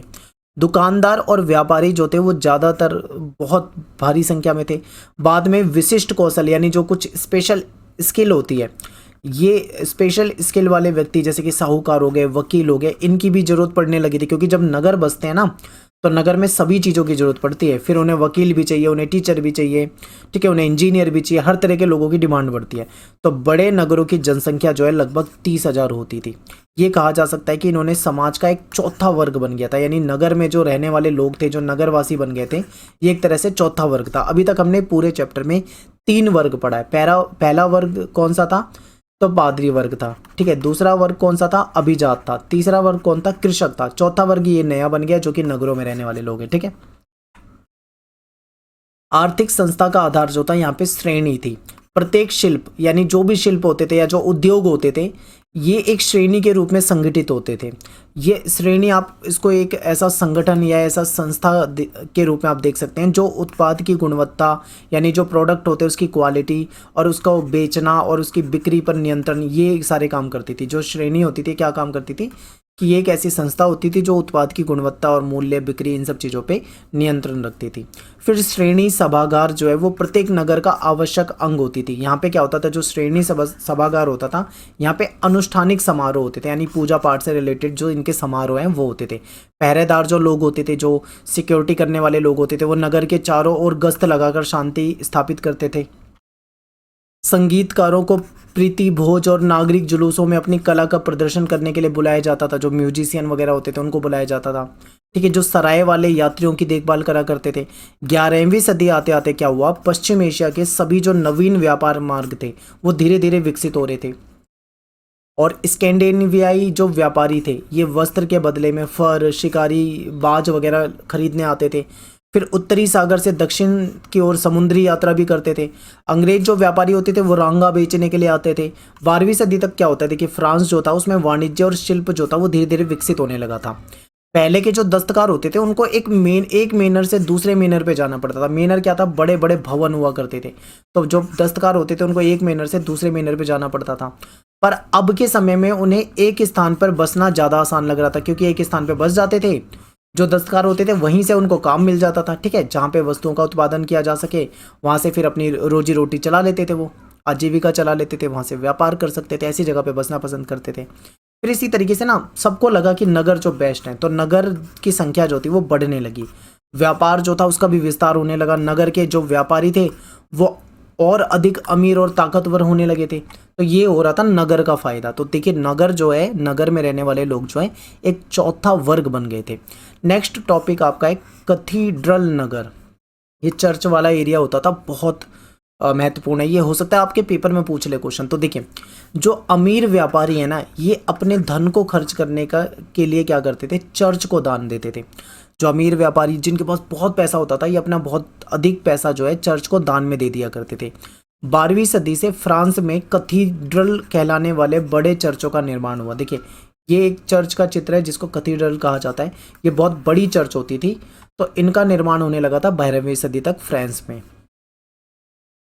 यद्यपि वे मठों की संपत्ति, हालांकि ये मठों की संपत्ति होते थे, पर लोगों के जो विभिन्न समूह हैं, जैसे जो विभिन्न समूह हो गए, ठीक है, चाहे वो किसान हो गया, चाहे वो बड़े वर्ग हो गए, ठीक है, ये सभी क्या करते थे, इनको अपना श्रम हो गया या अपनी वस्तु हो गई या अपना पैसा हो गया, ऐसे दान करके सहयोग करते थे। जैसे मजदूर हो गया, वो अपनी मजदूरी कर देगा वहाँ पे, ठीक है, लॉर्ड हो गया तो वो अपना पैसा दे देगा वहाँ पे जाके, किसी के पास कोई वस्तु है तो वस्तु दे देगा। तो इस तरीके से सभी सहयोग करते थे इनको। कैथेड्रल जो है पत्थर के बने हुए विशाल चर्च होते थे, बहुत बड़े बड़े होते थे। इन्हें बनाने में इतने बड़े होते थे कि कई कई साल लग जाते थे इसको बनाने में। जब इन्हें बनाया जा रहा था तो कैथेड्रल के आसपास का क्षेत्र और अधिक बच गया। देखिए, जब जहाँ पे ये चर्च बनाई जाती थी ना, तो ये धार्मिक स्थल एक तरह से मान लीजिए, तो इसके आसपास का जो एरिया होता था ना, ऑटोमेटिक उसकी वैल्यू बढ़ जाती थी। तो जैसे ही कहीं पे चर्च का निर्माण होता था, कैथेड्रल, तो उसके आसपास का एरिया बसना शुरू हो जाता था, लोग वहाँ पे रहना शुरू कर देते, ज़मीन खरीदना शुरू कर देते थे, ठीक है। और जब उनका निर्माण पूर्ण हो जाता था तो वो स्थान जो है वो तीर्थ स्थल बन जाता था। इस प्रकार इनके चारों तरफ छोटे नगर विकसित हुए। तो जो भी ये चर्च होती थी, इसके चारों ओर क्या होते, छोटे छोटे नगर बन गए। कैथेड्रल को ऐसे बनाते थे कि पादरी की आवाज़ जो है लोगों के जमा होने वाले सभागार में साफ सुनाई देती थी। इस तरीके से बनाया जाता था कि पादरी जब आवाज़ दे तो सभी लोगों तक वो आवाज़ जो है आसानी से पहुंच जाए, ठीक है, सब लोग जमा हो पाएँ। भिक्षुओं के द्वारा गाए गए गीत भी यहाँ पे बहुत मधुर सुनाई देते थे। साथ ही यहाँ पे जो लोग थे वो प्रार्थना के लिए, बुलाने के लिए उनको घंटियाँ लगाई हुई थी। घंटी जब बजाई जाती थी तो ऐसी घंटी होती थी, बहुत दूर दूर तक सुनाई देती थी, लोग समझ जाते थे कि अब जाना है। खिड़कियों के लिए बहुत ही सुंदर कांच का प्रयोग होता था। दिन के वक्त में सूरज की रोशनी जो थी उन्हें कैथेड्रल के अंदर के व्यक्तियों के लिए चमकदार बना देती थी। और सूर्यास्त के बाद की बात करें तो मोमबत्तियों की जो रोशनी होती थी वो बाहर के व्यक्तियों के लिए दृश्यमान बनाती थी। जो कांच की इनकी खिड़कियां होती थी उस पर चित्र बने होते थे, ठीक है, उसमें बाइबल की कथाओं का वर्णन होता था और अनपढ़ व्यक्ति भी इसको पढ़ सकते थे। अब आप सोचोगे कि अनपढ़ व्यक्ति कैसे पढ़ सकता है। देखिए, अनपढ़ व्यक्ति लिखे हुए अक्षर को नहीं पढ़ सकता लेकिन चित्र को जरूर समझ सकता है। तो बाइबल की जो कथा का जो होती थी उसके चित्र बने होते थे शीशे पे, खिड़की के जो कांच होते हैं, ठीक है, शीशे होते हैं उस पर। तो अनपढ़ व्यक्ति उस चित्र को देखकर पढ़ लेते थे, समझ लेते थे कि यहाँ पे क्या बात कही जा रही है, ठीक है। नेक्स्ट आपका 14वीं सदी का संकट, इसको समझते हैं। 14वीं सदी की शुरुआत तक क्या था कि यूरोप जो है इसका आर्थिक विस्तार जो था वो धीमा हो गया था।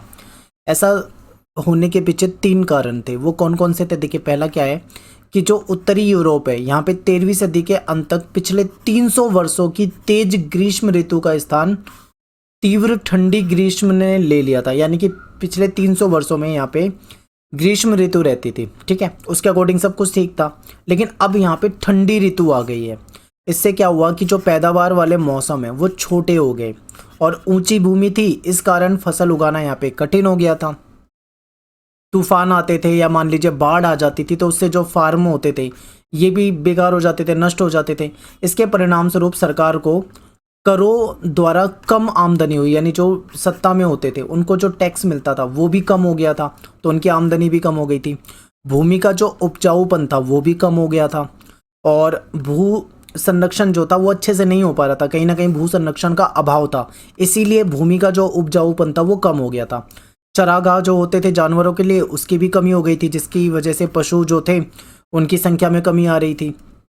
जनसंख्या जो थी वो तेजी से बढ़ रही थी। अब जनसंख्या वृद्धि ज़्यादा तेज हो रही थी, इसकी वजह से जो संसाधन थे वो कम पड़ गए। ऐसे में अकाल, एक तरह से ऐसा अकाल के कारण हुआ था, ठीक है। तो अब देखो वापिस से क्या हो रहा है, सब कुछ बदल रहा है, सब कुछ बेकार होता जा रहा है। भूमि का उपजाऊपन जो है वो जा रहा है, चरागाह की कमी हो रही है, पशुओं की संख्या घट रही है, जनसंख्या तेजी से बढ़ रही है, पैदावार पहले जैसी हो नहीं रही है, फार्म वगैरह ये नष्ट हो जा रहे हैं, ठीक है। तो सब कुछ यहाँ पे वापस से बेकार होने लगा। आगे देखते हैं। 1315 से 1317 के बीच यूरोप जो है यहाँ पे भयंकर अकाल पड़े। इसके बाद अगर हम बात करें 1320 के दशक में तो यहाँ पे बहुत सारे पशु जो थे उनकी मौत हो गई। इसके साथ साथ ऑस्ट्रिया, सर्बिया, यहाँ की चांदी की जो खान थी इसका जो उत्पादन था उसमें भी कमी आई। उस कारण से जब चांदी का जो उत्पादन था वो कम हो गया तो मुद्रा जो होती थी धातु की होती थी, तो ऐसे इस कारण धातु की मुद्रा में भी कमी आ गई। इससे व्यापार जो था वो प्रभावित हुआ। इस कारण सरकार को मुद्रा में चांदी की शुद्धता को घटाना पड़ा। और इसमें सस्ती धातुओं का जो मिश्रण था वो करना पड़ा। 12वीं और 13वीं सदी में जैसे जैसे वाणिज्य यानी व्यापार जो था इसमें बढ़ा, विस्तार हुआ, व्यापार बढ़ा, तो दूसरे जो दूर के देश थे उनसे व्यापार करने वाले जो पोत हुआ करते थे वो यूरोप के तट तक आते थे, ठीक है, समुद्री तट तक आते थे। ये जो समुद्री पोत होते थे इनके, इसके साथ साथ चूहे भी आ गए। अब जब चूहे आ जाते थे, चूहे से एक बीमारी फैलती है जिसको कहते हैं प्लेग। तो चूहे की वजह से यहाँ पे प्लेग जैसी महामारी जो थी वो, उसका संक्रमण जो था वो काफ़ी फैल गया।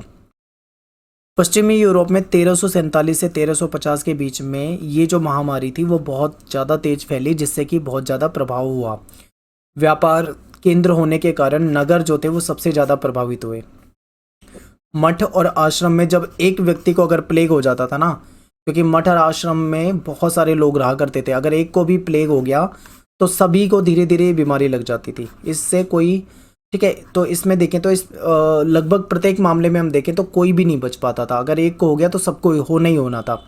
प्लेग के कारण शिशु, युवा और बुजुर्ग जो थे ये सबसे ज़्यादा प्रभावित होते थे। इस प्लेग के बाद 1360 से 1370 में प्लेग की अपेक्षाकृत छोटी घटनाएं हुई, जैसे कि यूरोप की जनसंख्या जो है, जैसे कि यूरोप की जनसंख्या 1300 में 730 लाख थी। अब ये घट गई, घट के 1400 में कितनी हो गई, 450 लाख, यानी इतने सारे लोग जो थे वो मर गए थे। तो इस विनाश लीला के साथ साथ आर्थिक मंदी भी हो गई थी, ठीक है, और लोग जो थे वो भी विस्थापित हो रहे थे, एक जगह से दूसरी जगह जाने लगे थे। जनसंख्या के ह्रास के कारण मजदूरों की संख्या जो थी वो बहुत कम हो गई थी, ठीक है। ये सब क्यों हो पा रहा है, प्लेग जो बीमारी है उसके कारण हो रहा है। कृषि और उत्पादन के बीच में गंभीर असंतुलन हो गया, क्योंकि इन दोनों ही कामों में पर्याप्त संख्या में लग सकने वाले लोगों की भारी कमी हो गई। अब कृषि करने वाले कौन होंगे, कृषक होंगे, किसान होंगे, मजदूर होंगे। अब ये पलायन कर रहे हैं, उस जगह से भाग रहे हैं, तो ऐसे में क्या होगा, कहीं ना कहीं असंतुलन हो गया, जिसकी वजह से जो उत्पादन था वो कम हो गया। फिर खरीदारों की कमी के कारण कृषि उत्पाद के मूल्य जो थे उसमें काफ़ी कमी आई। प्लेग के बाद इंग्लैंड में मजदूर, विशेषकर जो कृषि मजदूर थे, इनकी डिमांड बहुत ज़्यादा हो गई थी, क्योंकि ये सारे भाग रहे थे एक जगह से दूसरी जगह की तरफ, पलायन कर रहे थे। तो ऐसे में जो मजदूरी की जो दर होती थी ना वो 250% तक बढ़ गई। बचा हुआ श्रमिक बल, जो कुछ मजदूर बचे हुए थे, अब अपनी पुरानी दरों से दुगना मांग के काम करते। यानी जो पहले अगर 100 रुपये में काम करता था तो अब वो से 200 ही मांग रहा है सीधा सीधा, यानी इतना ज़्यादा बढ़ोतरी हो गई है। तो ये सब हो रहा था। इसके कारण क्या हुआ, कहीं ना कहीं सामाजिक असंतोष हुआ। इतना सब कुछ गलत गलत हो रहा है तो सामाजिक असंतोष होना ही था। तो देखिए क्या होता है, लॉर्ड जो थे इनकी आमदनी बुरी तरह से प्रभावित थी, क्योंकि लॉर्ड के पास ज़मीन होती थी, ज़मीन में कृषक काम करते थे, कृषक मजदूर बचे नहीं, और जो मजदूर बचे वो अब 250% ज़्यादा पैसा मांग रहे हैं। तो कहीं ना कहीं इनकी जो आमदनी थी वो भी प्रभावित हो रही थी। अभिजात वर्ग की आमदनी जो थी वो घटने लगी थी, ठीक है। इसका मुख्य कारण जो था वो था मजदूर जो होते हैं वो मजदूरों के द्वारा अपनी मजदूरी की जो दर थी वो बढ़ा दी गई थी। मजदूरों ने बोला कि अब उनकी जो मजदूरी है वो बढ़ गई है। इसकी वजह से कहीं ना कहीं कृषि संबंधी मूल्य जो थे इसमें गिरावट हो रही थी। लॉर्ड और ये जो अभिजात थे इनकी जो कमाई होती थी वो कम होने लगी। निराशा में जो लॉर्डों ने क्या करा, उन धन संबंधी अनुबंधों को तोड़ दिया जिसे उन्होंने हाल ही में अपनाया था। धन संबंधी अनुबंध का मतलब क्या है, अनुबंध क्या होता है, कॉन्ट्रैक्ट होता है। यानी इन्होंने पैसे से रिलेटेड जो भी कॉन्ट्रैक्ट किया था इन्होंने उसको तोड़ दिया, और इन्होंने जो पुरानी मजदूरी सेवाएं थी उसको फिर से प्रचलित कर दिया। इसके बाद जो किसान हो गए या जो खासकर पढ़े लिखे थे या समृद्ध जो कृषक थे ये हिंसक विरोध करने लगे, क्योंकि भाई सब क्या ये ज़्यादा पैसे मांग रहे थे, वो वापस से उस तरीके से काम कराना चाह रहे कम पैसे में, तो विरोध होना ही था। सन 1323 में कृषकों ने फ्लैंडर्स में, 1358 में फ्रांस में और 1381 में इंग्लैंड में विद्रोह कर दिया, ठीक है। सारे किसानों ने क्या कर दिया, विद्रोह कर दिया। फिर जो सत्ता में थे उन्होंने इन विद्रोह को क्रूरतापूर्व दमन किया, यानी कि बहुत बुरे तरीके से इस विद्रोह को रोका, लोगों को मारा पीटा गया। ये जो विद्रोह थे ये सर्वाधिक हिंसक तरीकों से उन स्थानों पर हुए थे जहाँ पे आर्थिक विस्तार के कारण समृद्धि हुई थी। इससे हमें संकेत क्या मिलता है, ये इस बात की ओर संकेत था कि कृषक जो है वो पिछली सदियों में हुए लाभों को बचाने का प्रयास कर रहे थे। तीव्र दमन के बावजूद, तेजी से उनका दमन किया जा रहा था, उसके बावजूद भी कृषक विद्रोह की तीव्रता ने यह सुनिश्चित कर दिया था कि पुराने जो सामंती रिश्ते हैं उसको दोबारा से लादा नहीं जा सकता। धन अर्थव्यवस्था जो था वो काफ़ी अधिक विकसित थी। जिसको पलटा नहीं जा सकता था, जो भी था सब कुछ हो रहा था उसको वापस से नहीं पलटा जा सकता था, इसलिए जो लॉर्ड थे वो विद्रोह का दमन करने में सफल रहे। लेकिन जो किसान थे उन्होंने ये सुनिश्चित कर लिया कि गुलामी के पुराने दिन फिर नहीं लौटेंगे, वापस से उस तरीके से काम नहीं करेंगे जिस तरीके से लॉर्ड पहले काम करवा लेते थे। किसानों ने भी बोल दिया था कि अब नहीं चलेगा वो, ठीक है। तो इस तरीके से फिर क्या होता है, राजनीतिक परिवर्तन भी होता है, इसको भी समझिए थोड़ा। 15वीं और 16वीं सदियों में यूरोपीय जो शासक थे इन्होंने अपनी सैनिक और वित्तीय शक्ति को बढ़ाया। यूरोप के लिए उनके द्वारा बनाए गए जो शक्तिशाली राज्य थे उस समय में यहाँ पे भी आर्थिक बदलाव जो हो रहे थे। इतिहासकार जो है वो इन राजाओं को नए शासक कहने लगे थे, क्योंकि अब जो शासक थे ये एक तरह से बदले हुए थे। फ्रांस में लुई 11वां, ऑस्ट्रिया में मैक्समिलन हो गया, इंग्लैंड में हेनरी 7वां हो गया, स्पेन में इसाबेला या फर्डिनेंड हो गए, ये सारे शासक हैं। ये सब नए शासक एक तरह से, और ये निरंकुश शासक होते थे सारे के सारे, ठीक है। इन्होंने क्या करा, एक संगठित स्थायी सेना की प्रक्रिया शुरू करी और एक स्थायी नौकरशाही, यानी एक सेना बनाई जो परमानेंट होगी। एक नौकरशाही का मतलब होता है जो कर्मचारी इनके लिए काम करते हैं, ठीक है, वो सारे नौकरशाही में आ जाते हैं। और राष्ट्रीय कर प्रणाली, यानी कि पूरे देश में एक टैक्स सिस्टम बनाया जाएगा राष्ट्र के लेवल पे, ये स्थापित करने की प्रक्रिया इन्होंने शुरू कर दी। क्या शुरू करा इन्होंने, 3 नई चीज़ें इसमें। एक तो इन्होंने स्थायी सेना बनाई, ठीक है, सेना की बात करी। दूसरी क्या थी, एक स्थायी नौकरशाही चाहिए थी इन्हें, और पूरे देश में एक टैक्स सिस्टम चाहिए था, टैक्स पूरे देश में लगाने के लिए, ठीक है। स्पेन और पुर्तगाल ने यूरोप के समुद्र पार विस्तार की नई संभावनाओं की शुरुआत कर दी, क्योंकि जो यूरोप के जो स्पेन और पुर्तगाल हैं, आपको पता होगा, ये दूसरे देशों पे कब्जा करते थे, उनको अपना उपनिवेश बनाते थे, समुद्र पार दूसरे देशों में जाते थे, उनके संसाधन लेते थे, ठीक है, ये आपने पढ़ा ही होगा। तो 12वीं और 13वीं सदी में होने वाला जो सामाजिक परिवर्तन है वो इन राजतंत्रों की सफलता का सबसे महत्वपूर्ण कारण था, क्योंकि जो सामाजिक परिवर्तन हो रहा था इसी से या राजा का शासन जो था वो कामयाब हो रहा था। जागीरदारी व्यवस्था हो गई, सामंतशाही व्यवस्था हो गई, ठीक है। ये सामंत प्रथा के विलय होने से आर्थिक विकास की जो धीमी गति थी, इसने कहीं ना कहीं शासकों को प्रभावशाली और सामान्य जनों पर अपना नियंत्रण को बढ़ाने के लिए मौका दे दिया था। शासक जो थे उन्होंने सामंतों से अपनी सेना के लिए कर लेना बंद कर दिया। उन्होंने ये कह दिया कि सामंत जो हैं उनसे टैक्स नहीं लेंगे, ठीक है, और उसके स्थान पर बंदूकों और बड़ी तोपों से सुसज्जित और प्रशिक्षित सेना बना दी। यानी कि उसके स्थान पे क्या बनाई इन्होंने, एक ऐसी सेना बनाई जिसके पास बहुत सारी बंदूकें थी, बड़ी बड़ी तोपें थी, पूरा उनको ट्रेनिंग दिया गया, और पूर्ण रूप से वो सेना जो थी उनके अधीन थी। जो कर है, टैक्स है, उसको बढ़ाने से शासकों को पर्याप्त राजस्व प्राप्त हुआ। शासकों ने टैक्स बढ़ा दिया काफ़ी, इससे इनको बहुत ज़्यादा पैसा मिलने लगा। इससे वो पहले से भी बड़ी सेना रख सकते थे, क्योंकि अब उनके पास बहुत सारा पैसा है। इस तरह इन्होंने अपनी सीमाओं की रक्षा की और विस्तार किया। राज्य सत्ता के प्रति होने वाले आंतरिक प्रतिरोध, अगर मान लो कभी कोई राजा के खिलाफ कोई अंदरूनी विद्रोह हो जाए तो उसको ये दबा देते थे, और अभिजात वर्ग जो था वो भी इसका विरोध कर रहा था। राज्य सत्ता के विरुद्ध हुए जो विरोध थे उसमें कहीं ना कहीं टैक्स वाला सिस्टम था। देखिए, राजा ने क्या करा, टैक्स को बहुत ज़्यादा बढ़ा दिया। अब टैक्स बढ़ा दिया तो इससे फ़ायदा हो रहा है राजा को, शासक को, वो उससे बड़ी बड़ी सेना स्थापित कर रहा है। लेकिन कहीं ना कहीं ये जो टैक्स है ये जनता पे या फिर ये जो जिस पे भी लादा जा रहा है वो दुखी हो रहे थे, तो इसीलिए इसका अभिजात वर्ग ने भी ये जो कराधान था, जो टैक्स व्यवस्था थी, इसका विरोध करा। इंग्लैंड जो है यहाँ पे विद्रोह हुए 1497, 1536, 47, 49, 1553। यहाँ पे इन सालों में क्या हुआ था, विद्रोह हुआ था जिसका दमन कर दिया गया, यानी विद्रोह को कुचल दिया गया। फ्रांस में जो लुई 11 है, इसको ड्यूक लोगों और राजकुमारों के विरुद्ध एक लंबा संघर्ष करना पड़ा। अभिजातों और स्थानीय सभा के जो सदस्य थे इन्होंने भी कहीं ना कहीं अपनी शक्ति के जबरदस्ती हड़प जाने का विरोध करा, क्योंकि राजा जो था वो तानाशाही था। 16वीं सदी में फ्रांस में जो धर्म युद्ध हुआ था, कुछ हद तक शाही सुविधाओं और क्षेत्रीय स्वतंत्रता के बीच में संघर्ष का एक नाम आप कह सकते हो। फिर अभिजात वर्ग जो था ये अपने अस्तित्व को बचाए रखना चाहता था, तो इसने अपने आप को बहुत चतुराई से परिवर्तित कर लिया, ठीक है, अपने अस्तित्व को बचाने के लिए। इन्होंने क्या करा, देखिए, इनको पता लग गया था जो राजा जो है वो निरंकुश व्यवस्था अपना रहा है, उसके अकॉर्डिंग रहेंगे तो ठीक फायदे में रहेंगे, उसके खिलाफ जाएंगे तो कहीं ना कहीं नुकसान होगा, क्योंकि राजा जो है वो विद्रोह को दबा देता था, ठीक है। तो अभिजात वर्ग ने बहुत ही दिमाग लगाया, चतुराईपूर्ण अपने आप को, अपने अस्तित्व को बचाए रखने के लिए कुछ परिवर्तन करा। क्या हुआ, देखिए, नई शासन व्यवस्था के विरोधी रहने के स्थान पर उन्होंने जल्दी ही अपने को राजभक्त में बदल लिया। यानी कि जो नई शासन व्यवस्था हो रही थी इसका विरोध नहीं करा इन्होंने, क्योंकि इन्हें पता था कि विरोध करेंगे तो राजा विरोध को दबा देगा।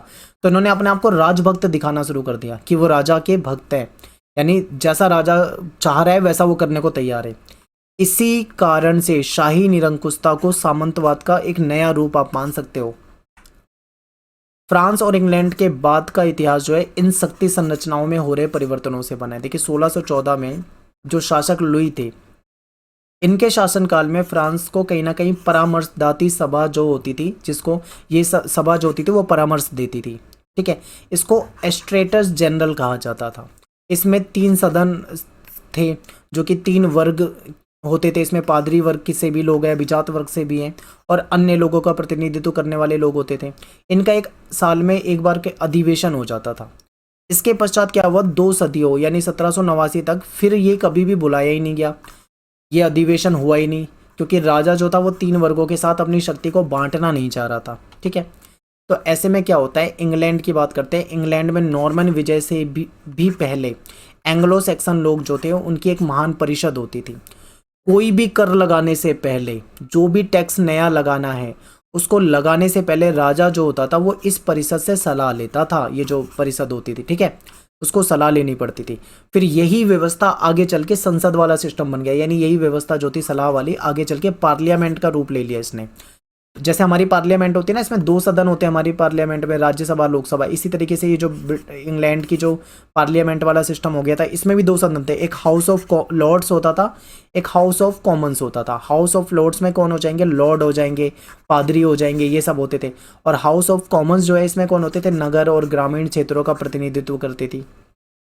राजा चार्ल्स प्रथम जो है इन्होंने पार्लियामेंट को बिना बुलाए 11 वर्ष तक शासन चला दिया। अब एक बार जब धन की आवश्यकता पड़ी तो फिर वापस से पार्लियामेंट को बुलाने के लिए मजबूर हुए, ठीक है। पार्लियामेंट का एक भाग जो था वो उनके विरोध में हो गया, यानी पार्लियामेंट के जो लोग थे एक तरफ के वो उसका विरोध करने लगे। बाद में उनको प्राण दंड दे दिया गया और इसको गणतंत्र बना दिया गया, ठीक है। इंग्लैंड की बात कर रहे हैं यहाँ पे। अब यहाँ पे देखो, लेकिन ये जो व्यवस्था थी ना ये ज़्यादा दिन तक नहीं चल पाई। वापिस से जो गणतंत्र रिपब्लिक बना तो दिया इसको, वापिस से यहाँ पे फिर से राजा का ही शासन आ गया, यानी राजतंत्र ही वापिस से आ गया। लेकिन इस शर्त पे आया था कि अब पार्लियामेंट जो है उसको नियमित रूप से बुलाया जाएगा, ठीक है।